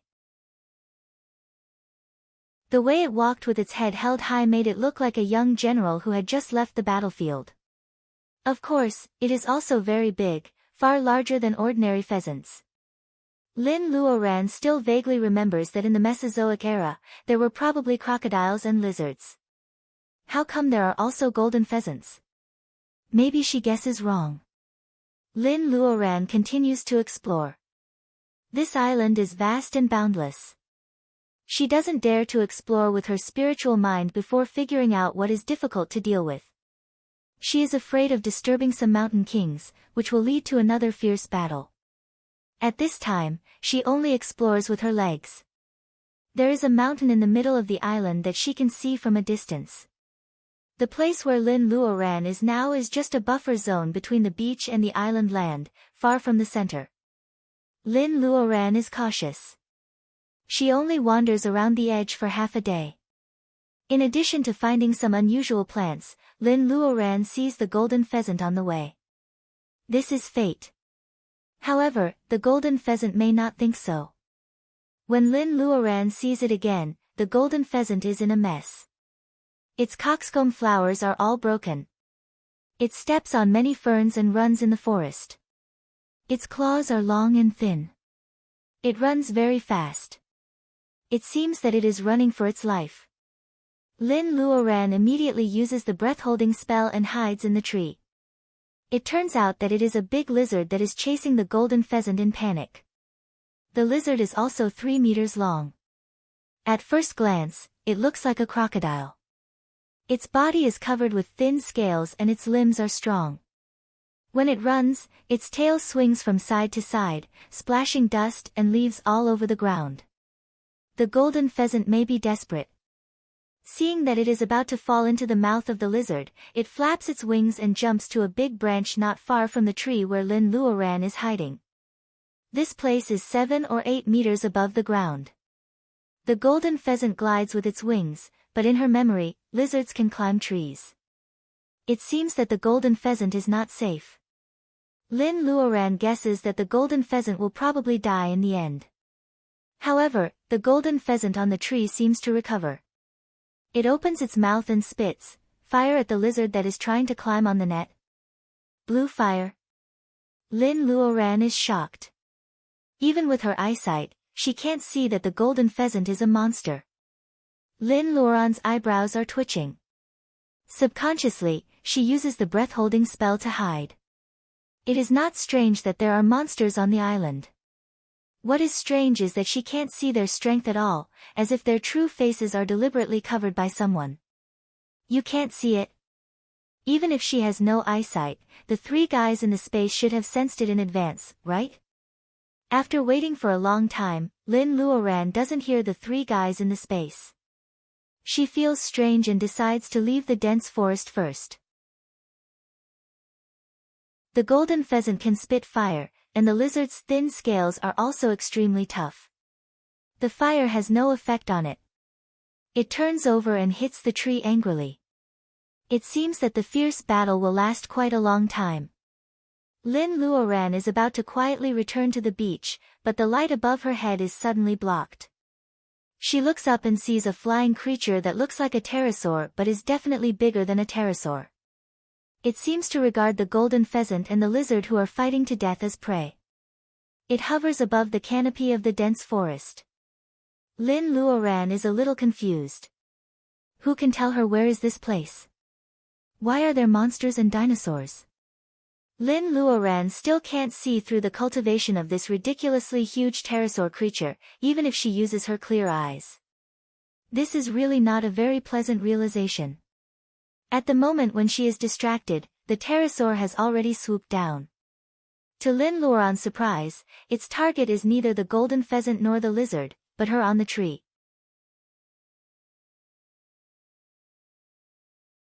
Chapter 379. Holding the huge head, Lin Luoran is a bit embarrassed when she returns to the beach again. She throws away the grass at the end of her hair with her left hand. The blood of the pterosaur is scattered all over the ground. She drags the head to the beach and then she can relax.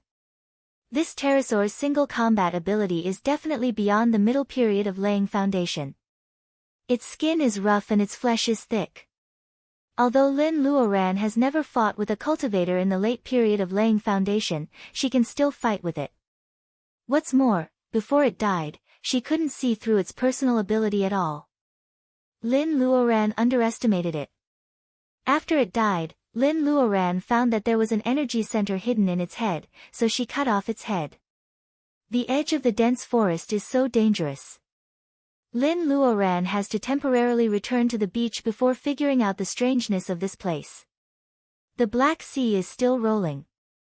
Lin Luoran uses the bright sword to split the head which weighs dozens of kilograms. She fumbles in the blood.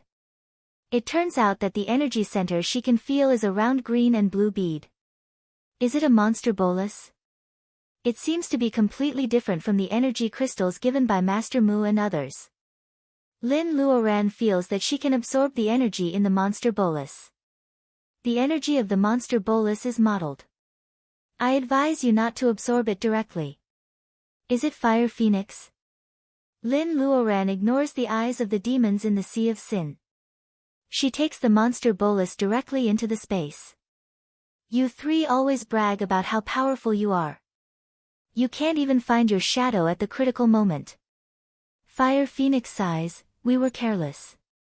That place is very strange. You can meet a rank 4 monster comparable to the period of laying foundation on the outer edge. There is also a big thing in the center. You can't attract its attention if you break in alone. If we show up, you probably won't be able to leave today. Lin Luoran touches the monster bolus and is silent for a moment. I often hear about monsters and monster cultivators. How are their ranks defined? Fire Phoenix is so old that she can't say it clearly, and Silver Fish doesn't have a good memory. Wood Wolf knows it best. Only those who can transform are called monster cultivators. Those who can't are all monsters. Some monsters can transform at rank 4 or 4. Monster cultivators who haven't learned arts of nature, such as wild foxes and weasels, are just ordinary little monsters. They can't show up. There are also those with unusual talents who can't transform for a long time. However, once they transform, they become big monsters. Demonic beasts could be divided into 9 ranks. 9 was the most respected, and it was said that a rank 9 demonic beast was comparable to a soul formation cultivator. Those that had surpassed the 9th rank and had yet to take human form were only divine beasts and immortal beasts. They could no longer be called demonic beasts. According to the division of human cultivators, the first and second stages are equivalent to the Qi refining stage, the third and fourth stages are equivalent to the foundation establishment stage, the fifth and sixth stages are equivalent to the core formation stage, the seventh and eighth stages are equivalent to the nascent soul stage, and the ninth stage is equivalent to the deity transformation stage. For the first time, Lin Luoran understands the clear classification of monsters. She is stunned. Red, the big guy in the center of the island you mentioned, is it a rank 9 monster? Fire Phoenix disdainfully curls her lips. At that time, I didn't divide these little beasts into stages. It was this wolf cub who said that. The island is so strange that Lin Luoran can't see through the cultivation of monsters with her clear eyes. She can only see through the cultivation of monsters like the pterosaur after she kills it. Just like Fire Phoenix and others can sense the rank 9 monster in the center of the island, if they show their traces on the island, that thing must be able to sense it too. Having figured this out, Lin Luoran no longer cares about the fact that Fire Phoenix and others didn't warn her on the island. She is just in the early bearing essence stage. In the eyes of the rank 9 monster, she is just a rank 5 little monster. That's why it didn't make things difficult for her when she broke into the island. The gap between their realms is too big, so it didn't regard her as an enemy worthy of attention. However, if she wants to move forward, she has to cross the island. Does she have to face the rank 9 monster directly? This idea is too discouraging.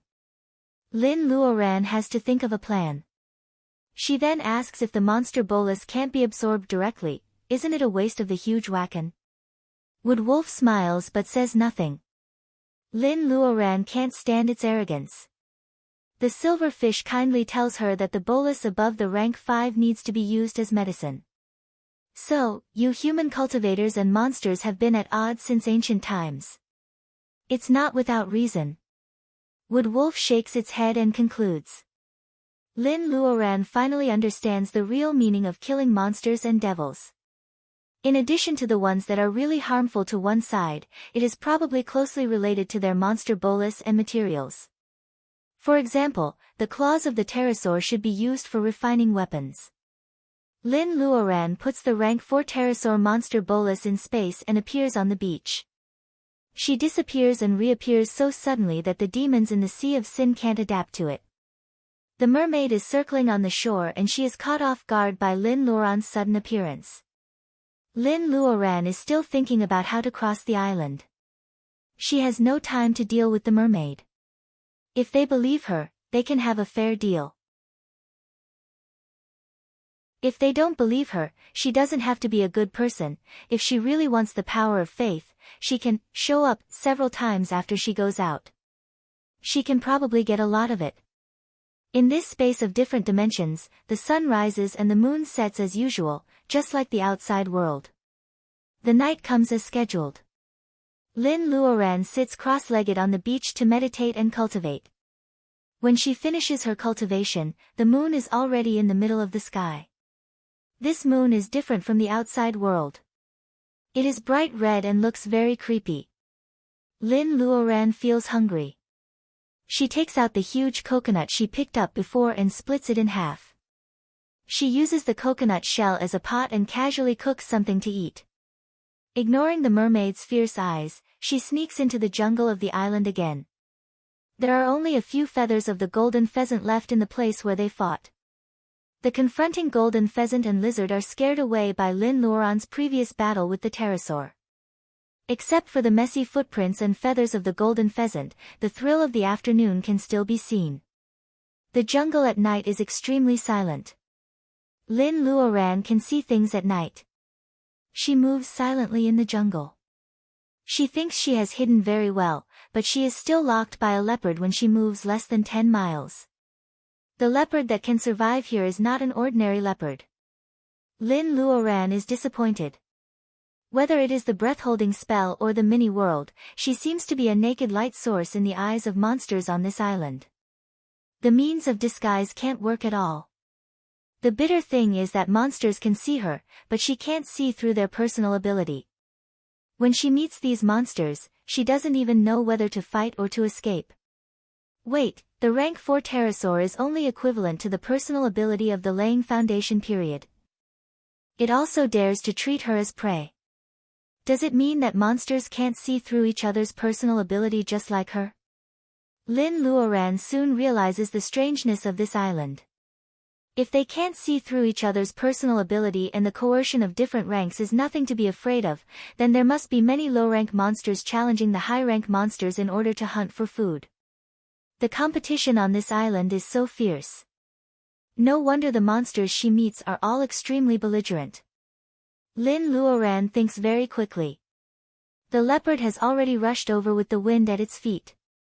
The strength of the pterosaur is flexibility and speed. Lin Luoran is caught off guard and suffers a little loss. She can't see through the personal ability of this leopard, so she doesn't dare to be careless. She uses extremely sharp sword skills as soon as she comes up. The leopard's claws carry wind and ice and snow. After a flash, Lin Luoran finds that a big tree beside her is frozen and cracked. What a powerful ice claw! However, Lin Luoran immediately realizes that both of them are using the water spells. She uses fire spells to fight against the leopard and gets the upper hand after a few rounds. After 3 or 4 moves, Lin Luoran knows that this leopard of the water is probably at the rank 4, no higher than the personal ability of the laying foundation period. Lin Luoran is relieved. Low-rank monsters are not very intelligent.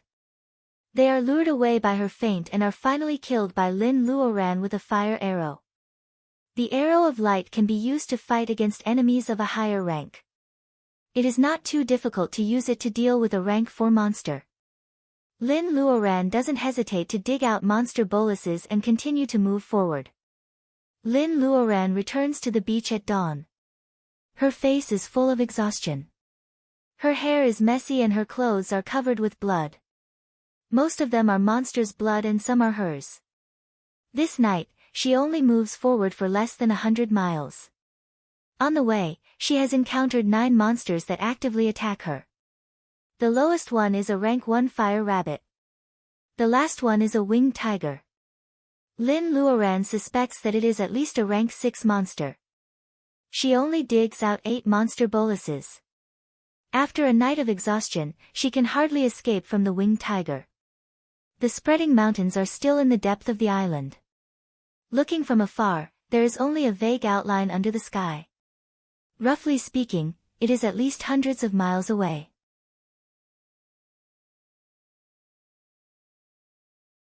Chapter 380. Lin Luoran harvests more and more monster boluses and materials.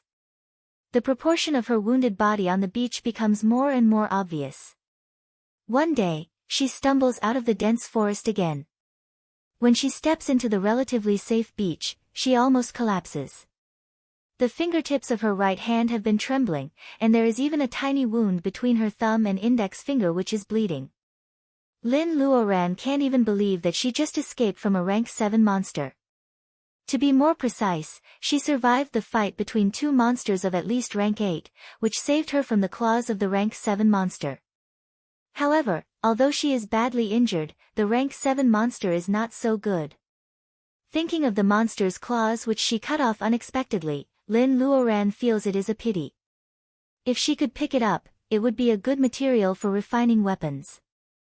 Lin Luoran rarely fights with others on the way of personal ability enhancement. In the past few months, she has fought 7 or 8 battles every day on this weird monster island. Whether she wins or loses, gains a lot from monsters, or escapes an embarrassment, Lin Luoran grows up quickly under such training. Although there is still a soft pure land in her heart, the mermaid has been quietly observing her and trying to figure out the secrets of this female cultivator in green dress. She is still very sensitive to her changes. Speaking of which, the personal ability of bearing essence is not a great thing. At least in the era when the mermaid was not trapped in the Sea of Sin, a cultivator in the bearing essence period was nothing in the eyes of the people of the water nationality like her. So what is so special about this female cultivator in green dress? First of all, she can climb ashore in the Sea of Sin. At first, the mermaid thought that she relied on some amazing spirit treasure to protect her. After months of observation, she basically ruled out this suspicion. There is probably no one in the world who is born to be cheap. With the amazing spirit treasure that cannot be damaged in the Sea of Sin, she still has to go to the island and get injured by monsters every day. It's not that she has eaten too much and is in a hurry to go to the island. One day, when Lin Luoran drags the corpse of a green bear monster which is on the verge of rank 6 back to the beach, the mermaid finally understands this female cultivator in green dress. Lin Luoran still has the personal ability of the early bearing essence period. However, she is dragging the corpse of a green bear monster which is on the verge of rank 6, which is equivalent to the late bearing essence period. A grade 5 flying sword in Lin Luoran's hand can't make up for the gap of 2 small realms.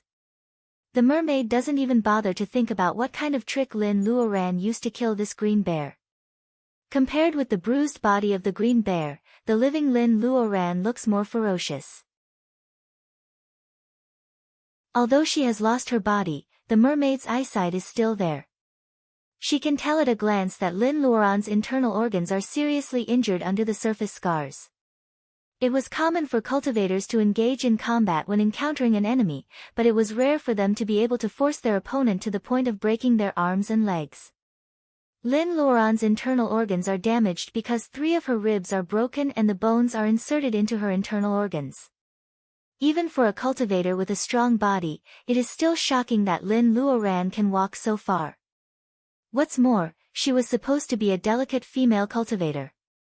What's more, in addition to 3 broken ribs, even her hand which is dragging the green bear is hanging down powerlessly. Whacken all over her body, multiple fractures and broken ribs are inserted into her internal organs. Cultivators in the period of bearing essence haven't cultivated their primordial spirit, so they can't choose to possess like gathering vitality cultivators. Although they are cultivators, they only have one life like ordinary people. Why is this female cultivator in cyan dress who only has one life so stubborn? Or is stubbornness a deep-rooted nature for this female cultivator? In the eyes of the mermaid, Lin Luoran is like a stalk of grass that can't be trampled to death. Every time she fails, she will make progress. She is not afraid of the dangerous jungle on the island. After healing, she will even face challenges with a more energetic look. When a stubborn person has the trait of prudence, she will become extremely difficult to deal with. The mermaid feels that she has seen through Lin Luoran, who loves to wear cyan dress. She will never admit that after observing her for a few months, she still can't figure out why Lin Luoran talked nonsense and wanted to ferry these demons. This is a fact that the mermaid is so depressed that she can't even cover up the evil wind tearing her body. Well, she is just a stubborn female cultivator like those smelly and hard stones at the bottom of the sea of sin. The mermaid is indignant. When Lin Luoran looks at her, she dives back to the bottom of the sea with a guilty conscience. Lin Luoran takes her eyes back casually. After living next to each other for a few months, she never mentioned about ferrying them. Does it make the mermaid impatient? Things in this world are so strange. When you bend down and try to pull someone out of the mire, the sufferers who have nothing to rely on and are waiting for death will even doubt your intentions. However, if you take a high position and wait for these desperate people to take the initiative to grab the last straw, everything will become completely different. Do you cherish the opportunity you get by begging? Lin Luoran doesn't say yes or no. After a few months of adventures, Lin Luoran grows up quickly.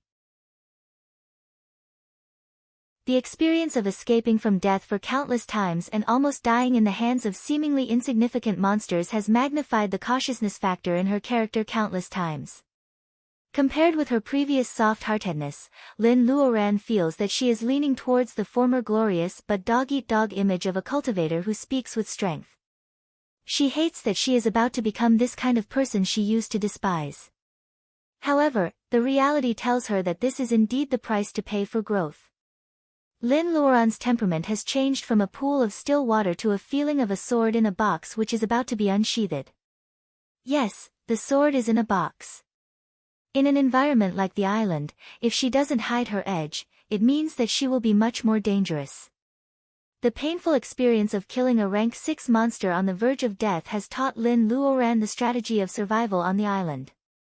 With her physique, she has to lie on the beach for more than a month before she can sneak into the interior of the island to investigate the route again.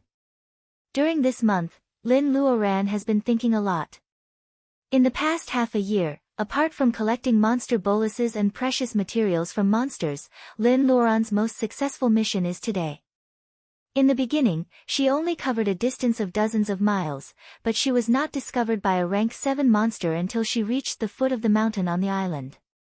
It is already more than 400 miles into the center of the island. In the past half a year, after defeating countless low-level monsters, Lin Luoran has learned how to survive in the dangerous monster camp in blood, just like those cubs who have an epiphany after experiencing a survival crisis. Today, she has successfully sneaked for more than 400 miles before being discovered by a rank 7 monster. Preserving good combat power is the key to her escape. Of course, Lin Luoran's ultimate goal is not to escape from a rank 7 monster. Her destination is not this peaceful beach, but the place behind the towering mountain, closer to Mount Penglai. Therefore, her goal is never how to escape back to the beach, but how to climb over the mountain and challenge the dignity of a rank 9 monster while saving her life. For this goal, she can even acquiesce to become cold-blooded temporarily. You really don't care about them? Fire Phoenix's voice is a little surprised. It has been watching Lin Luoran from the beginning. Fire Phoenix knows better than many people that this female cultivator always has the weakness of being soft-hearted in some aspects. She has screwed up a lot of things. However, when Lin Luoran really abandons this weakness, Fire Phoenix still feels that Lin Luoran is more lovely and plump. She is more like the former owner of the space many years ago. She is full of flesh and blood instead of a gloomy cultivator who is as thin as a piece of paper in the world of cultivation. She cultivates her power but not her mind. The mentioned by Fire Phoenix at this time is obviously the countless ghosts in the Sea of Sin. Of course, it will not be soft-hearted. It just feels a little pity that such a large number of ghosts can bring a qualitative leap to Lin Luoran's power of faith. Proud as Fire Phoenix is, it will never admit that there is a trace of disappointment in this pity. Lin Luoran lowers her head and smiles. This is an opportunity. If I can climb over the mountain where the rank 9 monster is, I will certainly not risk coming back for these ungrateful ghosts. Fire Phoenix is speechless. The mermaid only guesses Lin Luoran's situation in the jungle every time she comes back to the beach in embarrassment. However, Fire Phoenix stays in the space and can't show up, but it can more directly witness Lin Luoran's transformation process. The mermaid hides in the shoal connecting the beach and the Sea of Sin and frowns. She doesn't understand who Lin Luoran is talking to, which makes the mermaid vigilant. More importantly, Lin Luoran's words reveal the meaning. Is this female cultivator in Cyan going to break through the mountain? The mermaid sighs that the young people are overreaching themselves.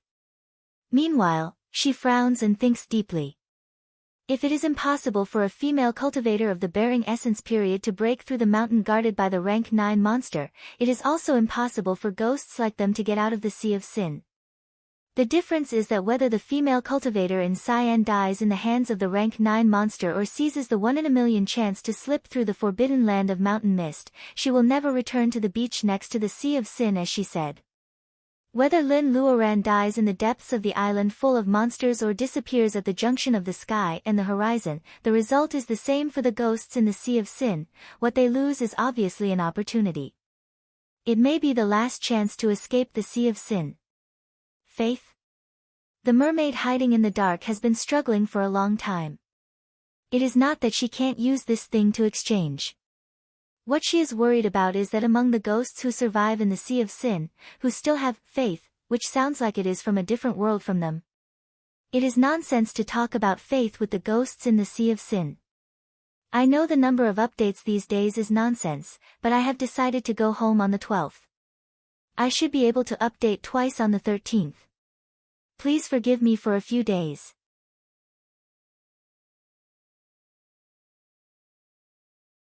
Chapter 381. After exploring the way for half a year, Lin Luoran feels that she has learned a lot about this jungle. At least, she knows how to hide her breath even if she doesn't rely on space. She also knows how to find the least toxic food in a pile of colorful mushrooms and berries that won't cause any adverse reaction. Of course, this is just the most basic survival skills in the jungle. The closer to the center of the mountain where monsters are above rank 6, Lin Luoran needs to make a more detailed and thorough plan. This day, early in the morning, she puts all her daily utensils into space on the beach and wipes her flying sword repeatedly. It seems that she is ready to leave. The neighbors, who have been watching for a long time, finally stop Lin Luoran under the leadership of the mermaid. At that time, the blood moon has just disappeared. The early morning light shines on the determined and straight back of Lin Luoran. When Lin Luoran turns her head in the uneasiness of the demons, the mermaid's heart slightly moves. She seems to have touched the edge of faith. You don't think that I am so free, do you? Lin Luoran stares at the mermaid with a faint smile. The mermaid only sees the indifference in Lin Luoran's smile, and her confidence suddenly stagnates. Yes, this female cultivator is obviously going to break into the center of the island today. As she said, why should she stop for a group of exiled demons? They didn't accept her kindness at first. Lin Luoran's smile gradually fades. She turns around and steps into the green danger zone on the island. Wait! Lin Luoran stops, and there is a faint smile on her lips. The mermaid struggles for a while and says fiercely, besides the damn faith, we will give you something else. Is that okay? Lin Luoran laughs, I don't care about the so-called treasures at the bottom of the Sea of Sin. The mermaid doesn't expect that her temptation will fail. The demons start to talk in a low voice. Lin Luoran can't understand these sound waves. She just listens to their discussion quietly with a smile on her face. The mermaid is angry in her heart. However, as the representative chosen by the demons, she can't decide this matter for herself. After hearing the demons' proposal, the mermaid is reluctant, but she has to say the conditions on behalf of them. There is something that may help you cross that mountain. Lin Luoran's eyes light up. This time, she is not pretending to be happy. Sure enough, it is not because the temptation is not good, but the price is not high enough. The mermaid is shameless. This female cultivator still has the despicable temperament of the human race. Wait and see. I will bring that thing with me during the next gust of evil wind. Lin Luoran nods. The evil wind blew, and the black mass of resentful spirits in the shallow water disappeared without a trace. Lin Luoran lowers her head to hide her helpless smile. The fire phoenix screams in her mind, hey, you are such a good actress. You almost fooled me. Since Lin Luoran has planned to edify these ghosts from the very beginning, there is no reason for her to give it up after holding back for several months.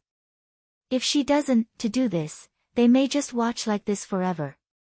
Although Lin Luoran is not sure that she can cross the mountain smoothly, she will not covet the things of these poor demons. The mermaid will believe her if she thinks this way. Lin Luoran doesn't mind some unexpected gains. Although she is not sure that she can cross the mountain smoothly, she will not covet the things of these poor demons. The mermaid believes her in this way. Lin Luoran doesn't mind getting some unexpected gains. Compared with these easily deceived demons, Fire Phoenix, an old monster, doesn't believe that it doesn't see through Lin Luoran's clumsy play. Perhaps, she doesn't even completely deceive the mermaid? It doesn't matter. What they need is just an excuse that they are willing to accept. Then, they will firmly grasp the olive branch offered by Lin Luoran. The wind blows away some of the thick fog lingering over the island. The sun is white and powerless like a light bulb. Lin Luoran looks into the distance.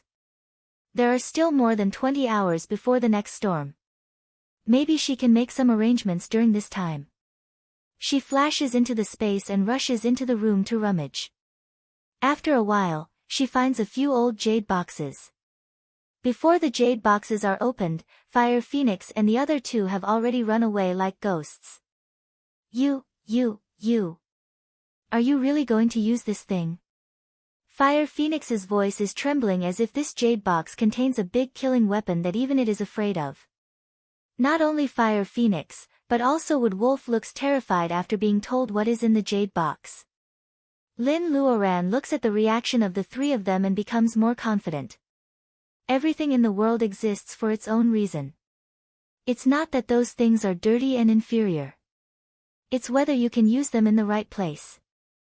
Lin Luoran holds the jade box and leaves the space.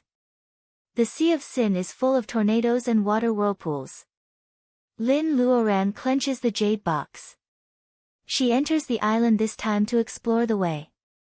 She has to come back after 20 hours. Lin Luoran steps into the island. The skill of sneaking seems to have penetrated into the depths of her consciousness. She naturally blends herself into the surrounding environment. She doesn't hold her breath.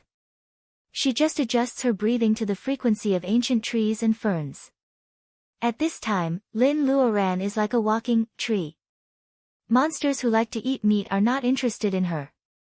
With this trick, Lin Luoran can already deceive monsters below rank 6. She had only walked a few miles when she encountered a gale wolf. This is the most common low-rank monster on the island. It is only a little better than the rabbit of fire at the bottom of the food chain. Most of them will stay at rank 2 monsters for life. A few of them can break through the limit of their bloodline by chance. For example, this one in front of her. According to Lin Luoran's experience in the past 6 months, it is the strongest among the wolves of wind. It is estimated to have reached rank 4. The green hair on its ears has changed color. Lin Luoran suddenly shows up from the shadow of the tree. The wolf of wind finds this piece of fat meat. It jumps over the bushes and pounces on Lin Luoran. Lin Luoran doesn't dodge. When the wolf's claws are about to touch the corner of her clothes, she holds her breath and opens the jade box in her hand. The body of the wolf of wind is still in the air. Its face is distorted. Then its whole body stiffens and it falls into the bushes. The blast wind wolf didn't care about the thorns piercing its paws. It could be considered to have fled after it snapped back to its senses. Lin Luoran holds her breath and stares at the jade box in her hand. This thing is really a killer. However, a rank 4 monster can't prove whether it really works or not. She has to continue to go deeper into the island. At least, she has to try it on a rank 8 monster. At the thought of facing a rank 8 monster, Lin Luoran's palms are sweaty. The jade box is covered with cold sweat. When the evil wind stops again, a new day is coming. The island is shrouded in mist in the early morning. The tallest mountain looks like the legendary Spirit Mountain from a distance. The mermaid is guarding the shoal with a bunch of demons. There is no figure of Lin Luoran on the beach. The mermaid looks a little embarrassed. Demons in the Sea of Sin can only be free of torture for half an hour a day. If they miss today's half an hour, she and these demons have to wait until tomorrow again. Time passes by. The mist has not dispersed yet. When the demons almost think they have been fooled, a familiar cyan dress appears on the edge of the jungle. At that moment, they even have the feeling of tears. Of course, demons don't even have a body, let alone tears. However, is the feeling surging in their chest just the joy of not being deceived? Seeing the blue-clothed female cultivator rush back in such a distressed state, the resentful spirits had already unknowingly planted a seed in their hearts. As long as the follow-up is right, it will germinate and bloom at the right time. The emotion will turn into emotion and then sublimate into the fruit called faith. The mermaid slightly bends her fingers. A white light flies up from the Sea of Sin and falls to the ground. It is the bone boat that Lin Luoran was knocked down by the waves. Looking at its jade-like appearance, it seems that it has not been destroyed by the seawater of the Sea of Sin. Lin Luoran puts away the bone boat. Is this what you said can help me cross the territory of the rank 9 monster? Although Lin Luoran is grateful to them for protecting the bone boat, this is just returning it to its original owner. With this bone boat, Lin Luoran really can't think of a way to cross the territory of the rank 9 monster. The mermaid grits her teeth and gives a piece of blue jade to Lin Luoran. A huge amount of water Reiki rises from the blue jade. Lin Luoran feels the same breath as the blue pearl mermaid's tears. This is a treasure related to the mermaid. If you throw this jade to the monster, it should be able to buy some time. Whether you can escape or not depends on you. Lin Luoran is not pretentious. She puts away the blue jade and thanks her very sincerely. The mermaid sneers, I just hope you keep your word. Lin Luoran nods. It will take about 9 days. Don't worry. Demons and the mermaid are all skeptical, so Lin Luoran doesn't continue to explain. They don't need a glib tongue at this time. They only need her direct action. When the evil wind in the Sea of Sin blows again, demons are forced to hide back to the bottom of the sea to avoid most of the pain. Lin Luoran has already taken out a futon and sits cross-legged on the beach. The white power of faith is flying around the fly Apsara's painted sculpture in her ocean of consciousness. Fire Phoenix said that compared with a lifelong wish, a god's wish has energy that Lin Luoran can never imagine. It is the power born of mercy. It can break through some kind of gray enchantment and send the dead to the other side of light. This is what Buddhists say. Lin Luoran has to help them cross the river in her own way. The hot sun can never shine on the cold Sea of Sin. Demons hide on the bottom of the sea, enduring the soul-tearing pain while waiting for the female cultivator in green dress to do something. After waiting for a long time, when demons are about to be desperate, suddenly there is a clear voice. It passes through the dark sea and illuminates the dark bottom of the sea for the first time. A female voice is repeatedly reciting a paragraph of half-written scripture, which soothes their hostile souls. Ashes to ashes, dust to dust, soul to soul. However, thou needest not feel pain and sorrow. Death is the cycle of life without any concealment, hypocrisy, and darkness. I am not the Hutu and I have no vow to incarnate into the 6 realms. I only look forward to you devoutly with a mortal heart so that you will not disappear and degenerate. The Tao has never looked down on others, for it is primordial chaos. Looking down from above, there is even less need to look down on others. The higher does not exist to abandon the lower. Instead, it exists to protect and guide others. It is to let you know that you are the seeds of eternity. I will be your parent and guide you onto the path of righteousness. Before that, I am willing to protect you for all eternity. This wish is my great journey. My Taoist name is Mortal Heart. At this moment, I only make a great wish for you. The dead should be reborn because of the evil in life. If gods and Buddhas in heaven hear it, please don't stop my believers from going to reincarnation. The repeated female voice gradually softens the stiff face of the mermaid. It is like the sound of Sanskrit. She feels that her body, which has been cold for thousands of years, is warm again. The dead can be reborn because of the evil in life.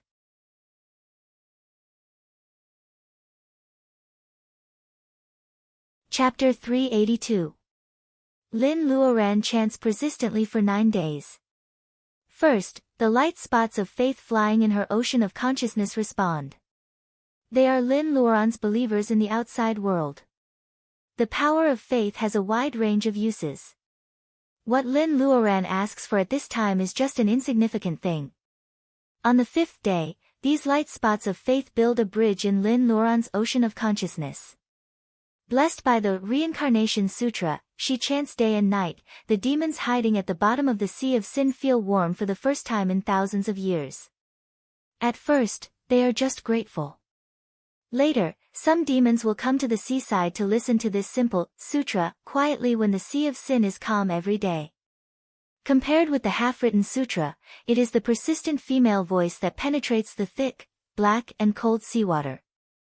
The clear and elegant female voice was calm and untainted. It sounded cold, but it made people feel at ease. The wraiths had long lost the concept of faith over the millennia, but on the morning of the 8th day, a black shadow's heart was at peace. After a pure white light of faith flew out of its head, it really disappeared from the wraith's sight. The wraiths were all burning up at that moment. The terrible thing about the Sea of Sin is that you can't get out of this place even if you are dead. They don't want to live. They just want to get rid of the bondage and enter reincarnation. I am willing to offer my faith, I am willing to offer my faith. They don't really lose faith. When the defense in their hearts is removed, demons find this fact: they have been suffering for so long that they forget the faith of hope. Faith is buried too deep. It only needs a guide. In fact, no one is more devout than these tortured demons. On the 9th day, the Sea of Sin is calm. Only the beautiful mermaid is left on the coast. Everything happens so fast. When she looks at Lin Luoran, who is sitting cross-legged, her eyes are very complicated. If she had really dragged this female cultivator into the water and made her a scapegoat, these vengeful spirits would never have been able to wait for the day of liberation, would they? What? Do you have any other wishes? Lin Luoran notices that she is not willing to leave, so she opens her eyes and asks. The mermaid grits her teeth. She wants to say something but finally shakes her head. What she can't forget is to go to Mount Penglai. It's better not to talk about it. This cyan-robed female cultivator will arrive at Penglai eventually. As for why he wanted to go to Penglai in the first place, the truth had long become unimportant, hadn't it? The mermaid lowers her eyes and laughs. I'm willing to offer my faith and pray for the path of reincarnation. Only when he gave up on his obsession did he realize that his entire body was at ease. The mermaid feels that there is a line connecting her and Lin Luoran. Is the warm white light the guide to enter the path of reincarnation? Her body slowly becomes transparent and finally disappears on the shore of the Sea of Sin. The breeze blows the fine sand. It is a soft beach. The seawater of the Sea of Sin is still so dark. However, there is no fishy smell because the demons are gone. When the mermaid is also freed, Lin Luoran is bathed in the soft white light. She lowers her eyes. At this moment, her expression is very similar to the incarnation of the fly Apsara's painted sculpture in the ocean of consciousness.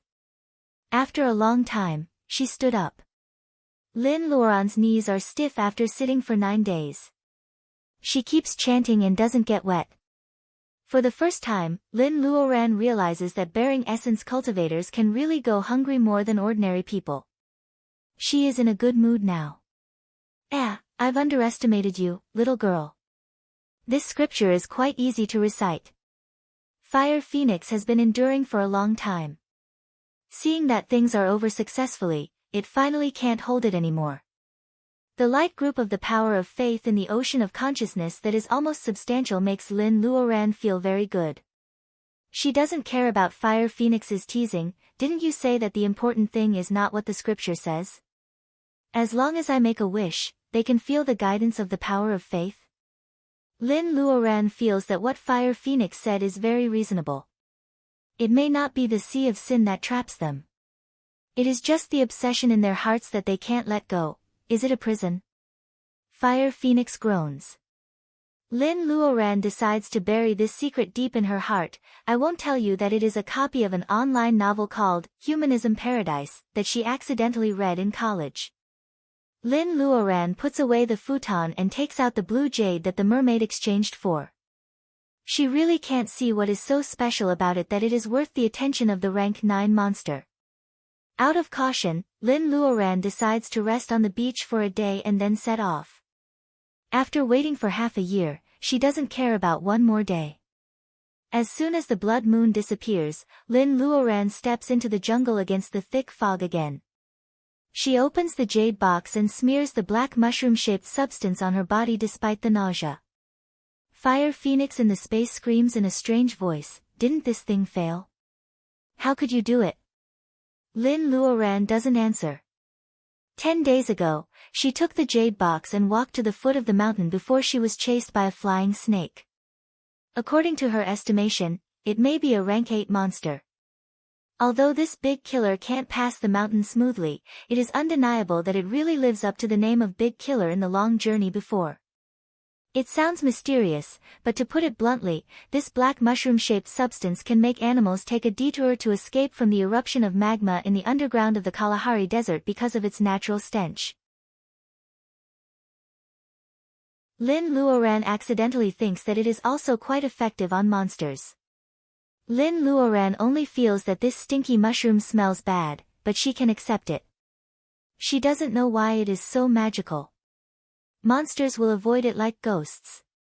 Even semi-spiritual creatures like Fire Phoenix are afraid of it. Maybe this thing left a deep impression on the 3 big monsters in the space. Unfortunately, it doesn't work on rank 8 monsters. Lin Luoran's trip is still extremely dangerous. In the early morning, the jungle is shrouded in white mist. Lin Luoran stinks and walks among the ferns and towering old trees. Low-rank monsters smell the stench and avoid her quickly as if she is a flood. Lin Luoran rushes through the forest for 100 miles. This time, she enters the forest smoothly. However, this ancient forest that can breed monsters is obviously more dangerous. Low-rank monsters hate Lin Luoran's stench, but plants don't feel it. A thick brown vine under Lin Luoran's feet makes something in the towering tree move. She continues to move forward. The thick vines hanging upside down between the branches come to life and entangle her like snakes. Lin Luoran dodges nimbly. The thick vines hiding under the thick dead branches and rotten leaves have already intertwined into a big net. The second she lands, the net shrinks and stretches, and Lin Luoran is successfully hung on the tree. The thick brown vines form a big cocoon. Of course, this is not a joke. This is the monster vine in the monster forest that can only survive on monsters' flesh and blood. If the monsters entangled by it have no way to escape, they will be turned into a pool of blood by the liquid secreted by the surface of the brown thick vines within a quarter of an hour. Finally, the blood will be used as nourishment for the thick vines. The thick vines think they can have a good meal today. However, after dozens of seconds, they all shrink back unwillingly. Lin Luoran falls to the ground again. She looks terrible. It seems that she is unlucky today. She just arrived at the area of 100 miles and she has already got into trouble. This kind of fearless monster vine looks no different from the countless vines in the forest. Even though Lin Luoran is a cultivator in the level of bearing essence, she can easily be caught by it if she is not careful. In fact, this thing is not difficult to deal with. Lin Luoran only needs to crush a few purple berries to make the monster vine avoid her automatically. The reason why her face was unsightly was that this kind of purple berry, which was very difficult to find, was the natural enemy of demonic vines, but it was also the favorite food of a kind of low-rank demonic beast. They can smell the purple berries from 10 miles away, and they will chase them down. Lin Luoran decides to leave here quickly. Flying will attract the attention of monsters. Lin Luoran can only run in the forest at full speed. After walking for less than 10 miles, Lin Luoran hears rustling in front of her. Is she so unlucky? Lin Luoran clearly remembers that not far ahead is the territory of a rank 7 monster. If she makes a noise here, the effect of the stinky mushroom may disappear. Low-rank monsters are not terrible. However, Lin Luoran can't help but feel numb when she thinks of these monsters appearing in groups.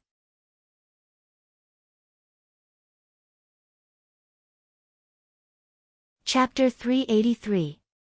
Like the rustling of leaves in the wind, the regular and neat subtle sound reminds Lin Luoran of a house full of silkworms fed by her mother when she was a child. They were eating mulberry leaves in such a neat way. Of course, what comes to Lin Luoran is not the lovely silkworms. The sound can make people's scalp numb even without spiritual mind. Of course, it can't be the harmless silkworms, but the extremely difficult ants of gold. Lin Luoran knows that ants of gold are rank 2 monsters. 3 months ago, she hid in the dark and saw a group of golden ants eating a rank 6 python, leaving only a skeleton.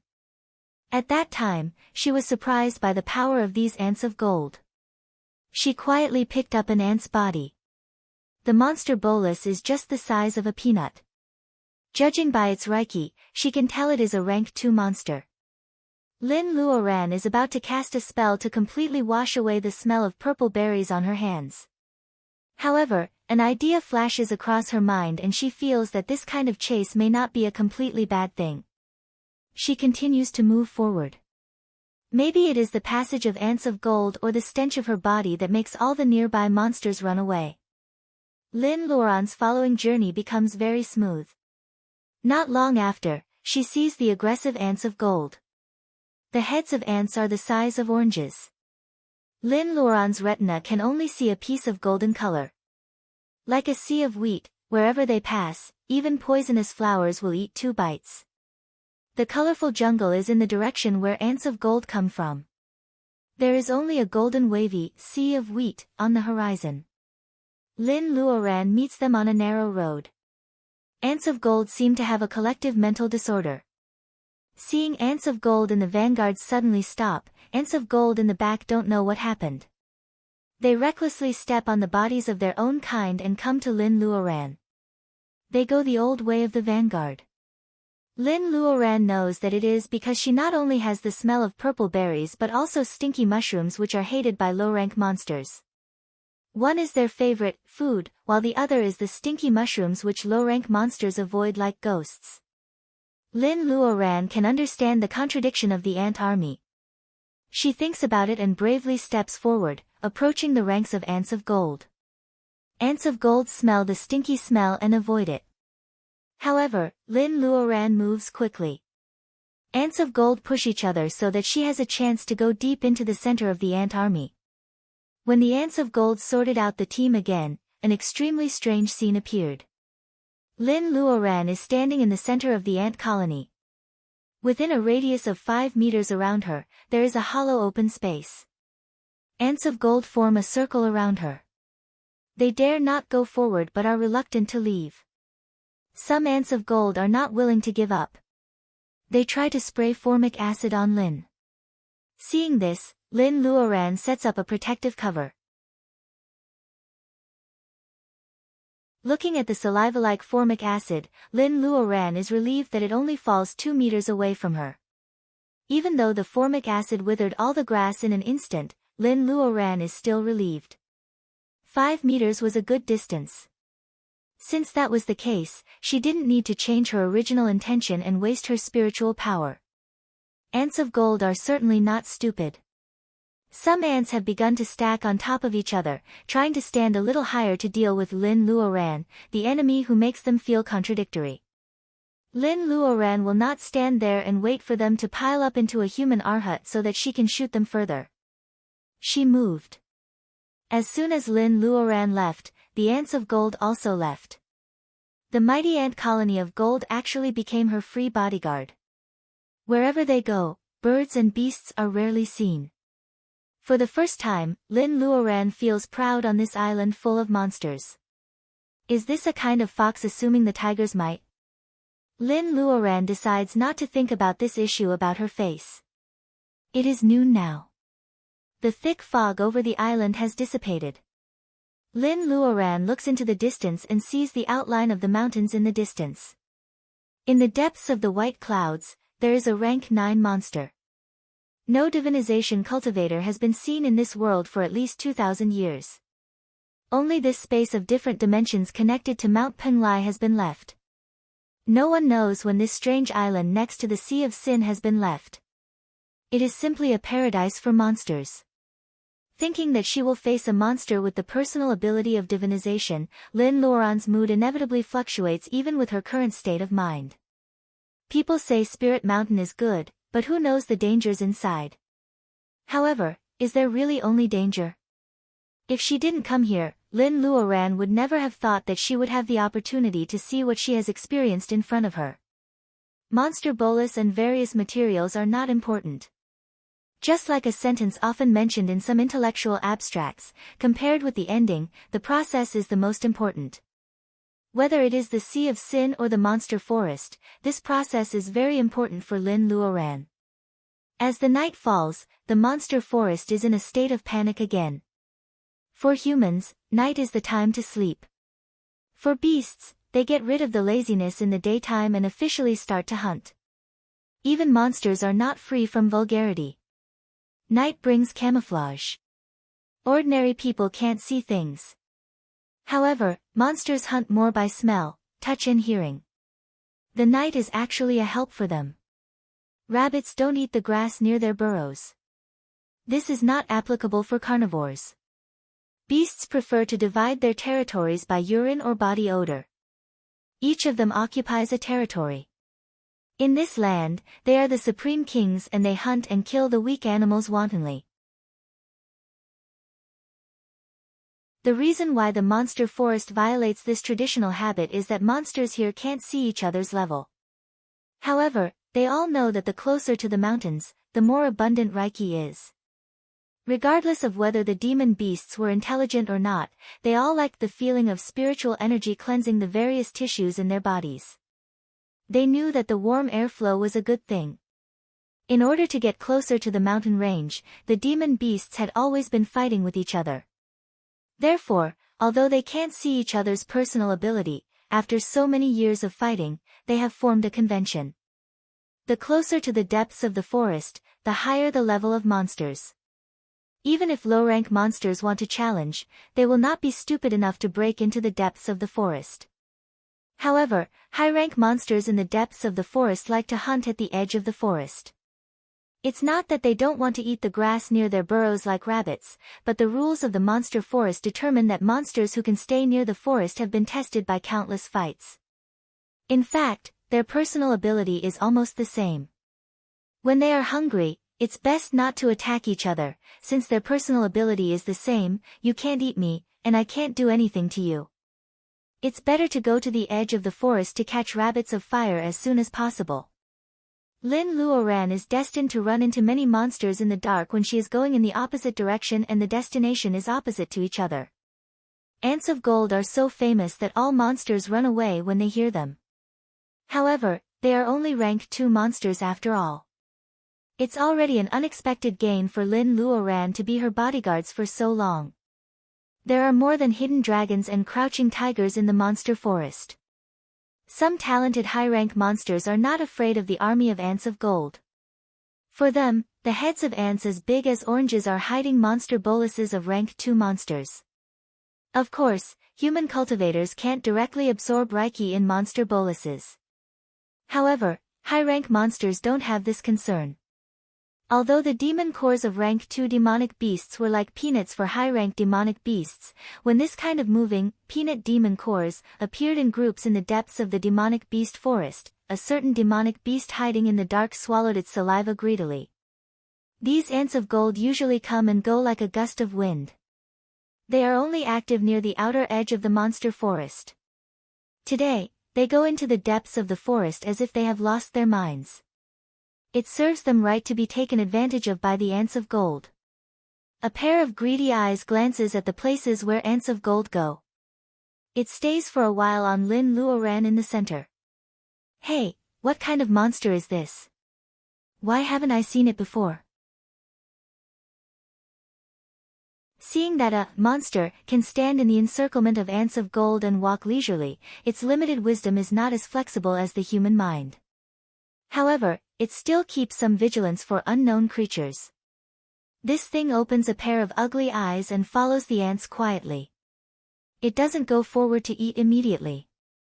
Surrounded by ants, Lin Luoran has enjoyed the treatment of a queen on patrol since noon. In order to keep the interest of ants of gold, she crushes 2 of these extremely difficult to find purple berries on the way. The temptation of delicious food makes these low-intelligence ants of gold excited. They keep following her into the depths of the forest. Estimating the distance they have walked, Lin Luoran should be 400 miles deep into the monster forest now. The towering mountains are in front of her. This is the place where high-rank monsters often appear. Lin Luoran doesn't dare to take it lightly in the ant colony. After walking for a while, ants of gold in front of her suddenly stop. Lin Luoran narrows her eyes. She has already felt the malicious eyes hiding in the dark. What makes her depressed is that there is more than one. She is so careful, but she still falls into the encirclement. She just doesn't know what rank the monsters in front and behind are.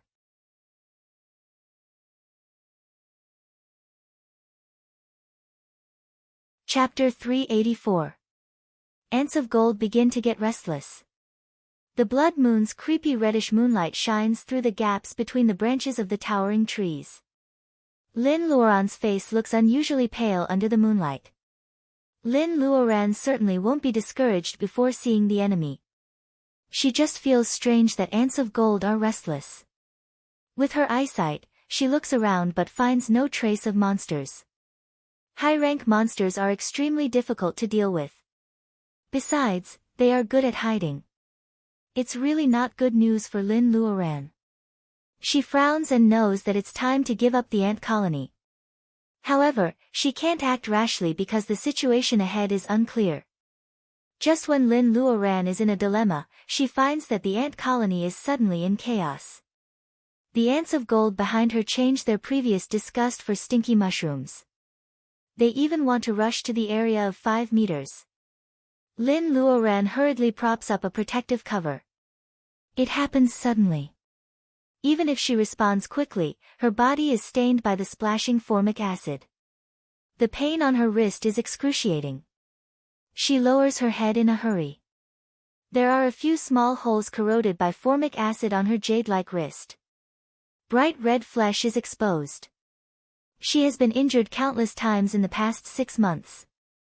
If the metabolism of cultivators is not different from that of ordinary people, Lin Luoran must be covered with all kinds of scars at this time. Long illness makes a good doctor. Lin Luoran is quite experienced in wound treatment at this time. Formic acid is hard to deal with. She makes a prompt decision and covers her fingertips with gold wachan. She digs out the rotten flesh by force. Physical pain is not the most important thing when it comes to self-mutilation. Lin Luoran works fast and ruthlessly. She digs out the rotten flesh and the spring water in the space flows over her wrist. The formic acid is completely washed away. Lin Luoran crushes the circulation bolus and applies it to the wound. The medicine brings a cool and comfortable feeling to the wound and the pain gradually subsides. Lin Luoran is not only fast but also alert to the movements around. There are many ants of gold outside the protective cover. These ants suddenly become violent not to attack her. Looking through the gap of the protective cover, Lin Luoran finally sees what the high-rank monster hiding behind the ant colony looks like. That thing is about the size of an ordinary cattle with a long tail. It is covered by ants of gold and its appearance cannot be seen clearly. Lin Luoran thinks it should be a high-rank monster covered with scales. It seems that even the formic acid of the ants of gold can do nothing to it. Ants of gold clings tightly to the monster's scales. The monster suddenly shakes violently and many ants of gold fall off. Lin finally sees a touch of black and purple covered by the golden ants. This is a monster covered with black and purple scales.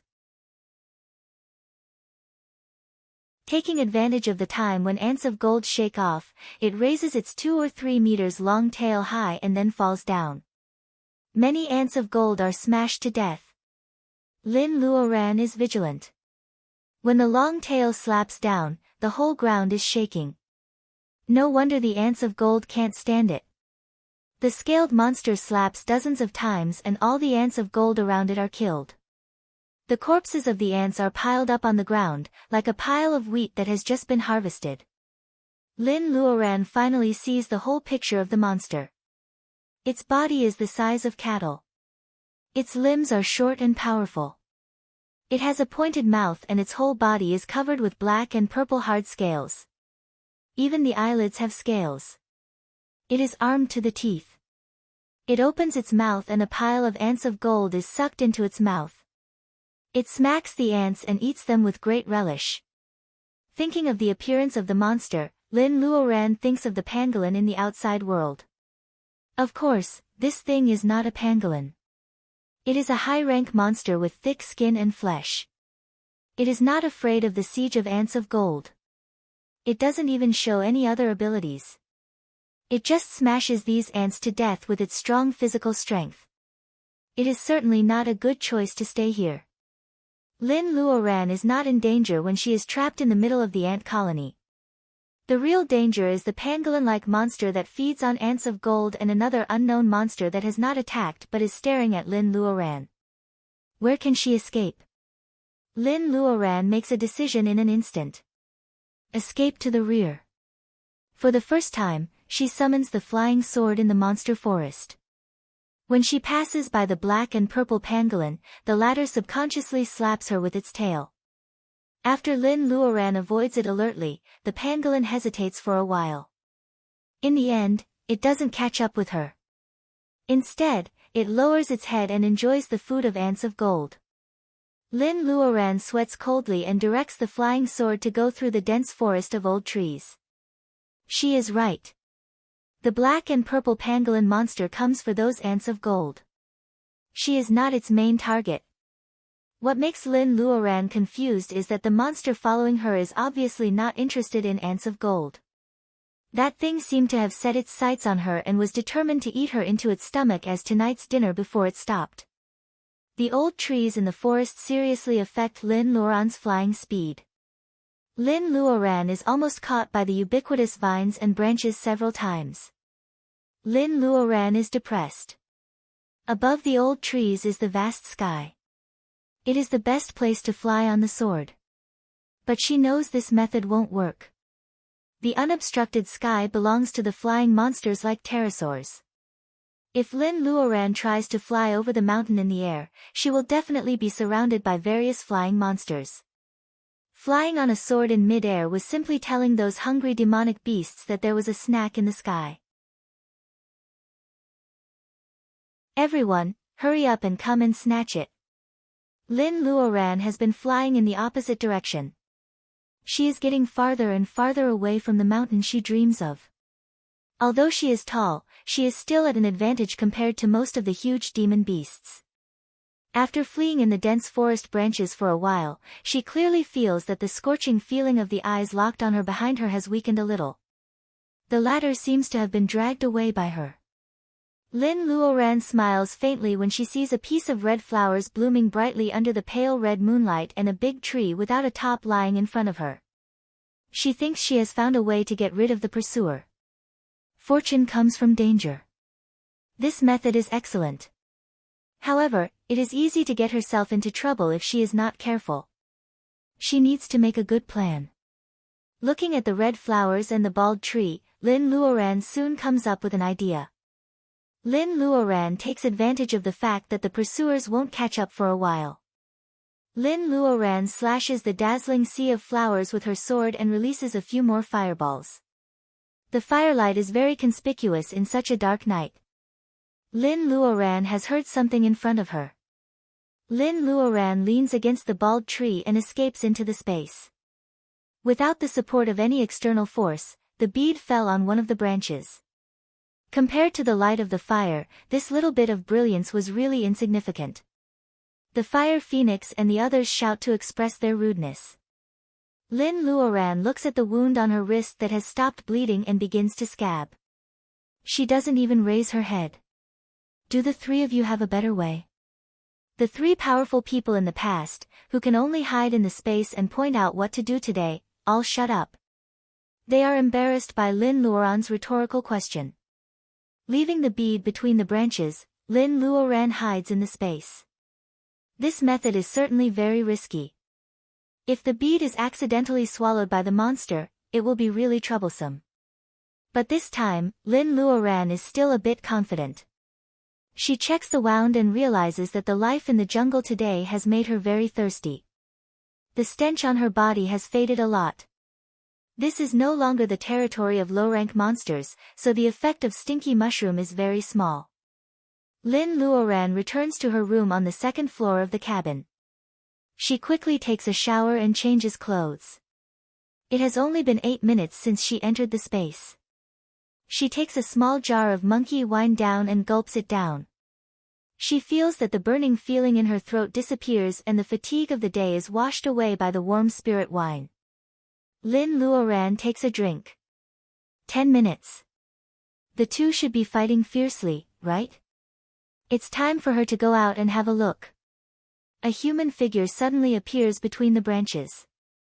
The two monsters, whose eyes are red with killing, don't pay much attention to it. Lin Luoran hides behind the tree and looks forward.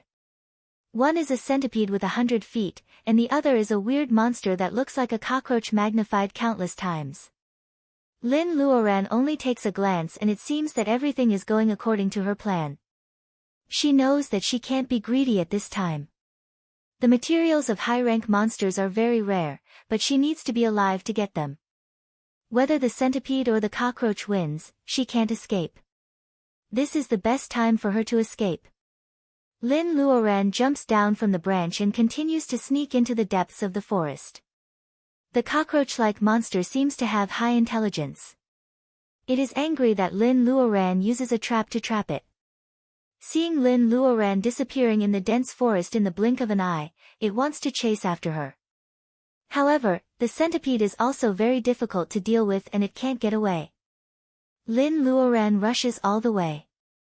It is about 11 or 12 o'clock in the evening. The high-rank monsters in the depths of the forest go to the edge to look for food. This is the best time for her to reach the mountain. There are countless trees and exotic flowers in the forest. They quickly pass by Lin Luoran's vision. She is finally close to the place where Ant of Gold stayed. Not to mention other dangers, she should get rid of the cockroach-like monster that has been chasing her all the way here, right? The previous plan could really be counted as a million coincidences. The centipede is the rank 7 monster that Lin Luoran fought fiercely a few days ago. At that time, she stepped on the cluster of red flowers accompanying the centipede, which led the centipede to fight with her desperately. Although she cut off a few feet of the centipede with the help of the flying sword, it didn't help much in the overall battle situation. If it weren't for the 2 rank 8 monsters fighting nearby at that time, Lin Luoran wouldn't have been able to escape at all last time. She cut off the red flowers and hid in the space. The centipede was startled and the cockroach-like monster followed closely. It was the only one around, so the centipede naturally thought it was the real murderer. Everything is interconnected. The rank 7 monster that almost killed her last time happened to help her stop the pursuers this time. Things in this world are really coincidental. Lin Luoran's mind is also restless during the fast running. She has been extremely stable all the way. When there is a hazy light in the sky again, she is already standing under the high mountains. These months of effort are just to get close to here and cross the mountains. Lin Luoran has no time to care about all kinds of feelings at this time. The dawn is coming, which means that the hunting monsters will come back at any time. She has to avoid the limelight for a while.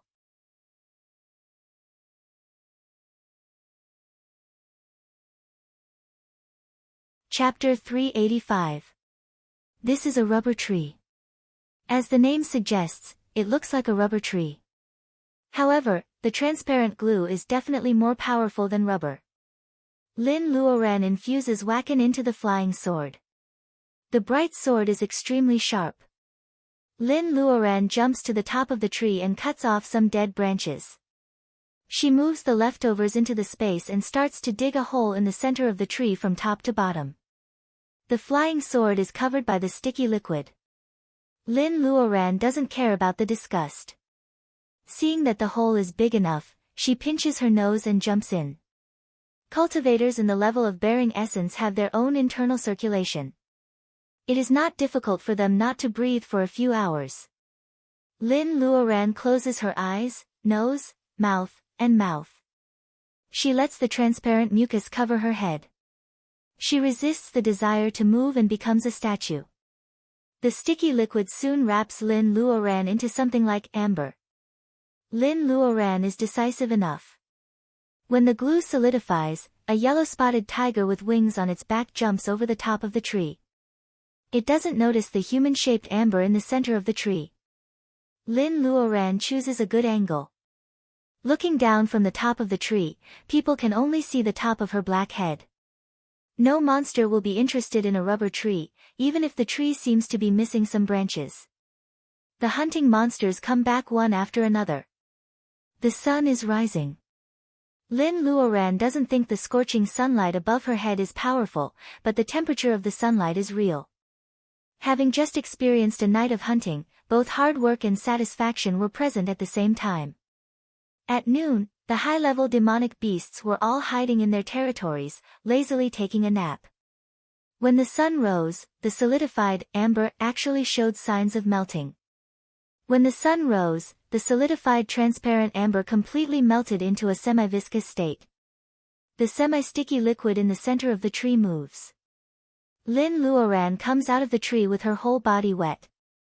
Although her eyes, nose, mouth, and mouth are closed, she still can't help coughing violently because of the sticky liquid in her mouth and nose. The magic of the rubber tree is that the mucus will solidify quickly when it meets the air. When the temperature rises to a certain level, it will melt quickly. Lin Luoran has done an experiment. As long as it is not raining, it only takes about 10 minutes for the glue to melt at noon. This meant that she would be able to hide for most of the day and escape at noon, when the demonic beasts were the most tired. This was the best time for her to ascend the mountain. Red light flashes on Lin's body. Glue is most afraid of fire, so it evaporates quickly. Feeling that the sticky feeling is gone, Lin Luoran feels refreshed. She looks around and chooses a direction to go to the top of the mountain. In the past 6 months, Lin Luoran has been familiar with the forest, so she can use some native plants and aborigines to sneak to the foot of the mountain. However, Lin Luoran has never set foot on this mountain. It should be said that she tried to go up the mountain, but she always failed. Thinking that a rank 8 monster in the level of gathering vitality may be hiding behind an old tree on the hillside, Lin Luoran's palms are sweaty. She was only in the early stage of the core formation realm, so she couldn't help but be nervous. The wind gently blew past his cheeks. This mountain range, which was covered in clouds and mist all year round, was filled with all kinds of ripe berries. The flesh of the berries was almost bursting through the skin. They hung on the treetops or branches, emitting an alluring fragrance. Lin Luoran can't help but take a deep breath. This fruitful scene reminds her of the backyard of Lin's family. The loquat she planted last year should be ripe now, right? Putting aside these irrelevant fantasies in her mind, Lin Luoran's eyes focus on the forest in front of her again. She has imagined many times how dangerous this mountain, which is absolutely the top area of the monster forest, is. However, when she really climbs up the mountain, she finds that it is like a paradise with birds singing and flowers fragrant. Along the way, Lin Luoran doesn't dare to relax. She only wants to climb as high as possible when the high-rank monsters are napping. Because she has to avoid the monsters, she has only reached the middle of the mountain after 2 hours. This mountain range was taller than what she had estimated. Seeing the strange scene, Lin Luoran also dares to be careful. A few minutes ago, she has heard tigers roaring in the distance. It should be their nap time. Lin Luoran really wants to rush over the mountain, but her reason tells her that she will just lose her life in vain if she blindly does it. Even though she doesn't value her life, her relatives and friends of Lin's family have placed their hope on her. Lin Luoran is reluctant to bury herself in the monster forest. She can't hurry now. Lin Luoran feels a little pity, but she still quickly investigates the nearby terrain. The sound of running water comes from the hillside. Lin Luoran walks carefully for a while and finds that there is a small waterfall after turning around the mountain wall. Under the waterfall is a stone slope with steps. The water falls into a small blue pool at the foot of the mountain like silver threads. Lin Luoran looks around for a while. This place is hidden behind the slope and bushes. It looks relatively hidden, but there may be monsters drinking water from the waterfall. Choosing this place as a camp, the risk and the safety factor are 50-50. She hesitates for a while and finally gives up here. Maybe it is safer to hide in the bead space. It is not as eye-catching as a living person. She just needs to be responsible for hiding the bead. Lin Luoran finds a bush far away from the waterfall. This plant is only half the height of a person. Its branches are old and hard, and its leaves are not much bigger than cactus leaves. At first glance, it is estimated that even herbivorous monsters will not be interested in it. However, Lin Luoran thinks this place is very good. She looks around carefully. After making sure that there are no chewing marks or monster footprints, she lies down on the bush. In fact, these branches are not too hard. In this way, when she comes out, she will not be so embarrassed, right? Lin Luoran has an idea and enters the space. Without support, the bead rolls into the root of the bush as usual. It is covered by a dead leaf and nothing unusual can be seen. It really looks like a safe place. Lin Luoran can relax after entering the space. She sits on the swing tied to the apple branch. For a moment, she wants to hide in the space until the end of the world. She doesn't want to go out and live in fear. What? Do you regret going to Penglai? Fire Phoenix comes out of nowhere. It shakes its head and looks like it needs a beating. Lin Luoran shakes her head. Lin Luoran's poor family has taught her that once she makes a choice, she must face it positively. Because of the conditions of the Lin family, she really can't have many opportunities to waste like other people of her age. Of course, she doesn't regret coming to Penglai. It's just that this space is so vast that she doesn't know when she will find Mount Penglai. What would be waiting for her after crossing this mountain range? Because of her fighting in the past 6 months, various monster boluses of various colors are piled up in the space. A few boluses a day means no less than 200 or 300 boluses. These things, together with the skins and useful claws and tails peeled from monsters, are all piled up in the open space by Lin Luoran. At this moment, it looks really colorful. Even though they were mainly low-grade demon cores and materials, they were still considered a considerable amount of wealth in the cultivation world of the past. Lin Luoran plays with the monster boluses in her hand. She has been used to living a nervous life in the past 6 months. She is not used to hiding in this safe place for a while. It's easy to think when you are too idle. Lin Luoran starts to take care of the space again. The spirit herbs she replanted are all growing well. Too many fruits on the fruit trees is a problem. It seems that she needs to cut down the fruits. She can't throw away the fruits after picking them. It's not a good habit to waste food. Lin Luoran thinks about it and decides to make some spirit wine. On the one hand, she doesn't waste the fruits. On the other hand, she can divert her attention. She is busy in the space for half a day. She makes 4 jars of wine and 4 jars of cider. She also tries to make mango wine. Because it is her first time to make the latter, she only makes 2 jars. She even makes a big meal for herself. For the first time in half a year, Lin Luoran has tasted delicious Sichuan cuisine. Lin Luoran almost cries because of the familiar taste of her hometown. Lying on the big bed in the room, Lin Luoran takes a short rest. Only then does she find that there is a quite modern laptop in the room. She hasn't used it yet. When she is about to open it, Fire Phoenix says that something is happening outside the space. What is happening?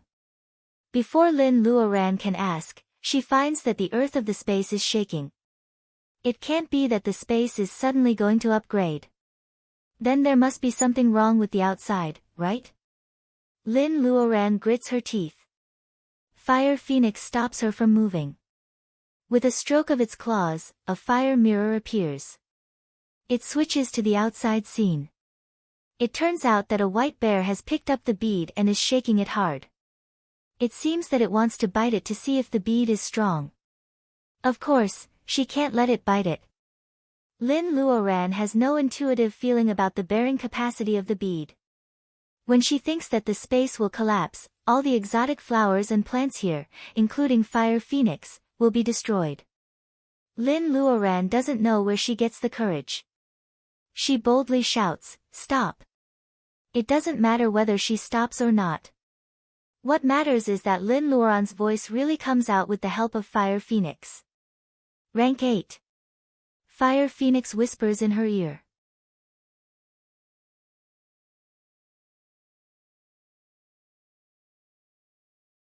Chapter 386.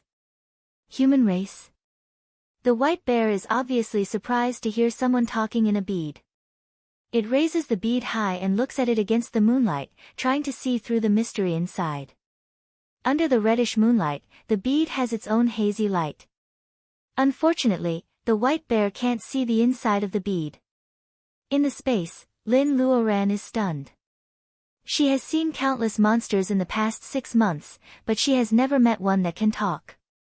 She really forgets that some monsters can talk even if they haven't transformed into monster cultivators. Just like the old monkey in the secret land of Bermuda, its personal ability is so low. However, it is actually no different from human beings in both doing things and talking. Can this rank 8 white bear speak human language? Lin Luoran seems to have strength in her hands and feet again. No matter when it can communicate, it means it may be possible. She is just a little cultivator of bearing essence. It is impossible for her to defeat the rank 8 monster. However, what if they can communicate?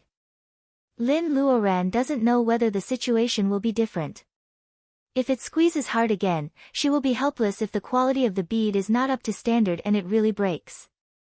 The white bear looks around but it doesn't find the mystery of the bead. Its seemingly simple and honest face has a trace of slyness. Human race in the bead, if you don't come out, I will smash this damn bead. After a while, a female voice comes, Lord Bear, is this your name? Oh, it is the same voice as before. It is indeed a human race. Only those humans are so particular and have names. The white bear replies in a muffled voice, come out and talk. The white bear is not used to talking in the space. Lin Luoran also feels it is a waste of Fire Phoenix's ability. Go out and talk. According to the monster's words, it hasn't shouted to kill her yet. Lin Luoran is not sure if this is the monster's disguise. Her personal ability is too low and their strength is not equal. The secret of the bead space is about to be exposed. Lin Luoran really can't stay in the space any longer. Put the bead on the ground first and step back. I will come out soon. Lin Luoran tries to negotiate with the white bear. She feels uneasy. The rank 8 white bear monster seems to be curious about her hiding in the bead. After thinking for a while, it puts the bead under the tree as Lin Luoran asks. It steps back and waits for Lin Luoran to come out with its arms crossed. Lin Luoran is not used to seeing a 2-meter-tall white bear holding its arms like a human. She asks Fire Phoenix to remove the fire mirror, takes a deep breath and leaves the space. In such a short distance, Lin has never thought of running away. The white bear looks clumsy. According to the classification of strength, rank 8 monsters should be above the middle period of gathering vitality. Lin Luoran is just at the early period of bearing essence. In front of the white bear, there is a big realm and several small realms between them. Lin Luoran is not sure that she can escape. Without full confidence, Lin Luoran is used to coping with changes by remaining unchanged. Human girl, you seem to be completely unafraid of your grandpa bear? The white bear stands not far away with its arms crossed. It has been looking at Lin since she showed up. Although it doesn't speak or move, the 2-meter-tall bear still gives Lin a natural sense of power. Lin Luoran doesn't know whether it is because of the difference in realms or the pressure brought by the white bear's body. She also looks at the white bear quietly and then smiles calmly, of course I am. But I can't beat you. It's useless to be afraid. Lin Luoran likes to talk to smart people because smart people always do things for a purpose. They will not do things in vain and will not do things that are not proportional to their income and effort. Lin Luoran feels it is better to be a smart white bear than other monsters who want to eat her as a snack as soon as she shows up. She has to be alive to have a chance. The white bear shows an expression that people don't know whether it is crying or laughing. Its clumsy body shakes and it has already walked to Lin Luoran. It looks at her like looking at a beautiful toy. Its 2-meter-tall body lowers its head slightly and it says in a muffled voice, human girl, what can you do? Well, what does it mean? Lin Luoran has thought of many countermeasures but she really doesn't expect the white bear to ask this question. What can I do? She is stunned. How can she answer this question? Does this rank 8 monster want her to help? Lin Luoran admires her brain circuit very much. What a weird idea. The white bear suddenly pats her. Lin Luoran doesn't have time to react and she faints. Damn, the monster's guarantee is really bullshit. Lin Luoran has a dream. She dreams that she is holding a barbecue in the backyard with her relatives and friends. It seems that Chui Wanlu accidentally burns the kebabs. When she is half awake, she smells burnt meat. Lin Luoran really can't accept her apprentice's talent in cooking. She opens her eyes with dissatisfaction and she actually wakes up. She first sees a very special roof. The beams are made of logs and the tiles are made of broad green leaves. It is very original. But where is the abominable rank 8 monster before she faints? Thinking of this, Lin Luoran suddenly wakes up and sits up. What she sees is a wooden house of 70 or 80 square meters. The ground is covered with flat planks and the place where Lin Luoran lies is covered with the fur of an unknown monster. In addition, there is only a bare house with no other furnishings. The smell of burnt meat comes from the outside. It turns out that she is not dreaming. Lin Luoran rubs her neck, stands up and walks out. This is a stream in the mountain. The white bear has set up a fire outside the wooden house. A deer-like monster is skewered on a wooden stick. It has been roasted into a half-charred state.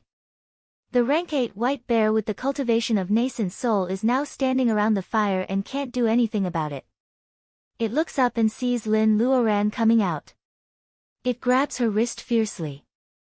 Do you know how to barbecue, human girl? Lin Luoran has lived for so many years, but she is often called a girl in front of these old monsters who have lived for so many years. Does the white bear catch her for barbecue? Lin Luoran glances at the scorched object above the fire. She feels funny and relaxed. Of course I know how to barbecue, but the ingredient can't be used anymore. The white bear stares at her. The ingredient is easy to deal with. If you run around, other old things may not be as nice as me. Lin Luoran nods. She doesn't intend to challenge the authority of the rank 8 monster. If there is no danger, she certainly doesn't mind making friends with this white bear. The white bear disappears in the dense forest. When it reappears, it is already dawn. Lin Luoran sees it dragging a wolf of wind and a few rabbits of fire hanging on its arm back to the open space in front of the wooden house. Lin Luoran consciously understands her identity at the moment. As the saying goes, if you want to capture a man's heart, you have to capture his stomach. Lin Luoran's good cooking can also be used to save her life at this time. If she wants to survive under the claws of the rank 8 monster, she has to capture its stomach first. Lin Luoran drags the wolf of wind to the stream and cuts its intestines open.